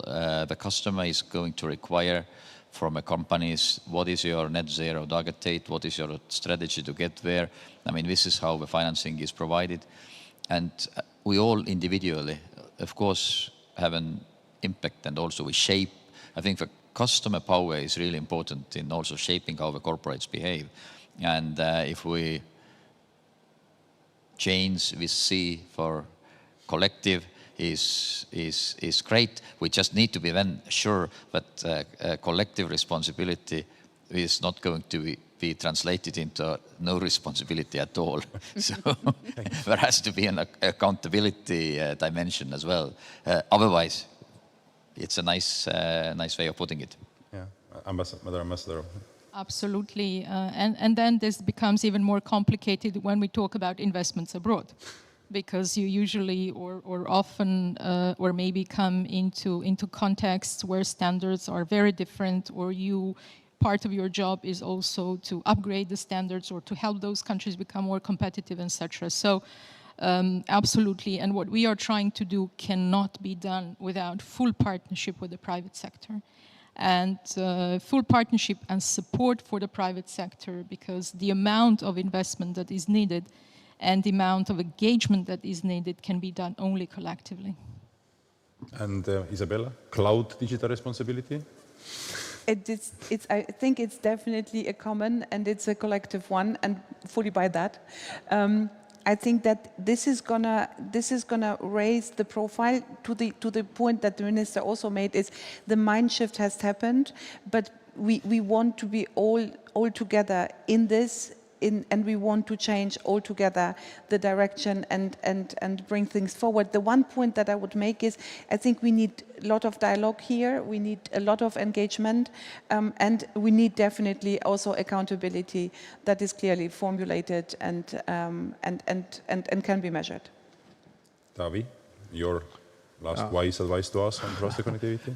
Maybe just a comment that I think from energy market perspective, I think one of the most important issue that data owned by consumer, data owned by consumer, not owned by utilities or someone else, but data owned by consumers. If you talk about consumers' empowerment, then definitely this is the key. And I think it starts exactly from this point that the consumer should know how much energy he or she use, from which sources this energy comes from. This is some kind of first hygiene level. The second one, of course, related that is this data is reliable. Because if you talk about renewable energy data, there are still a lot of crap outside that basically this data provided by generators, not correct one. And this is why we provide this guarantee of origin scheme, that we exactly know that, okay, this balance between produced and consumed electricity goes together. We exactly know and this is certified where this electricity or gas comes from, and all those certificates also abolished. Then I think this really gives this trust and right incentive. No such greenwash, just to change energy sector behavior and give right investment signals to those energy market participants who really like to invest and generate green energy. Thank you. We have another many C's. We have cyber, digitalization, common, cloud, consumer. There's a lot of C's we need to use in order to achieve here. I will by that close my panel with the final comment is yes, how we get from the smart connectivity to trusted connectivity by sharing ideas and visions. But not only this, we also have to share values as a conclusion here, and followed by the real actions supported by the political will and the coordination. It has been an honor to host such an inspiring panel. I thank you all very much for participating here. And with this, I would like to end this panel, and thank you very much to the audience as well. Thank you. And with that, we conclude here the discussions on this stage of 3C's initiative. And in a few minutes on the central stage, there will be conclusions for the day. So everybody's invited to join people in the central hall. Thank you very much, and hope to see you again in Tallinn soon.